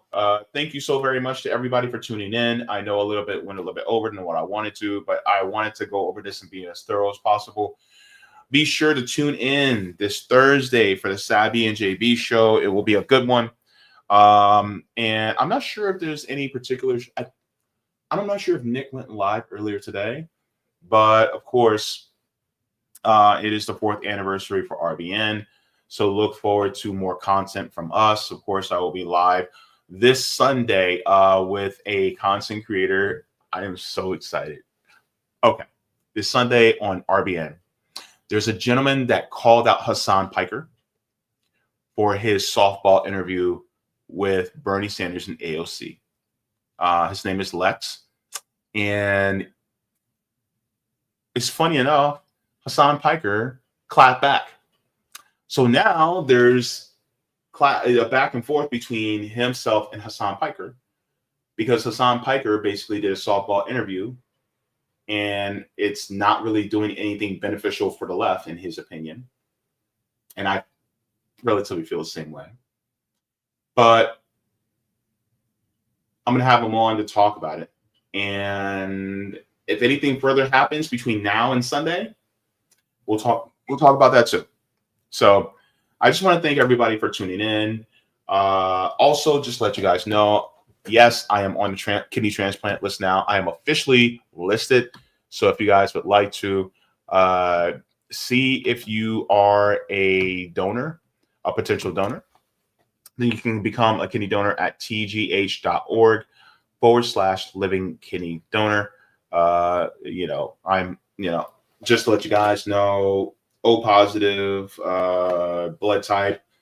You guys can see my last name here, and then June 29th, 84 basically is my birth date. So if you guys are in there and looking it up and seeing like if you guys can be a match with me, that's my credentials there. So if you guys would like to. So thank you very much for that. Either or, I can get a call anytime. I hope I didn't get a call while I was live for a kidney. I checked my phone like 30 minutes ago, but I didn't see anything. So no, nope, no call. So thank goodness I didn't miss anything. But thank you very much to everybody for tuning in. Water your plants, water yourselves, leave the world better than you found it. Do all the things if you got them. And just try to be as good to other people as you possibly can. Look out for the marginalized. Look out for the little guy. Look out for people who are different than you. That they're not harming us if they're different, And also, just like what the late Michael Brooks said, be kind to people, but be ruthless to institutions and systems that oppress. I love you guys for watching. Thank you very much to Theo Wilson for joining me earlier. It was an amazing conversation. I can't wait to have you back on. And to each and every one of you watching, forehead kisses, because that's the way I roll. You guys have yourself a great day. Take care. Thank you so very much for watching my channel, and I deeply appreciate it from the top and bottom of my heart. If you wish to support the channel further, so I can keep bringing you content that is educational and informative, you can become a patron on patreon.com/Jaybefaunt.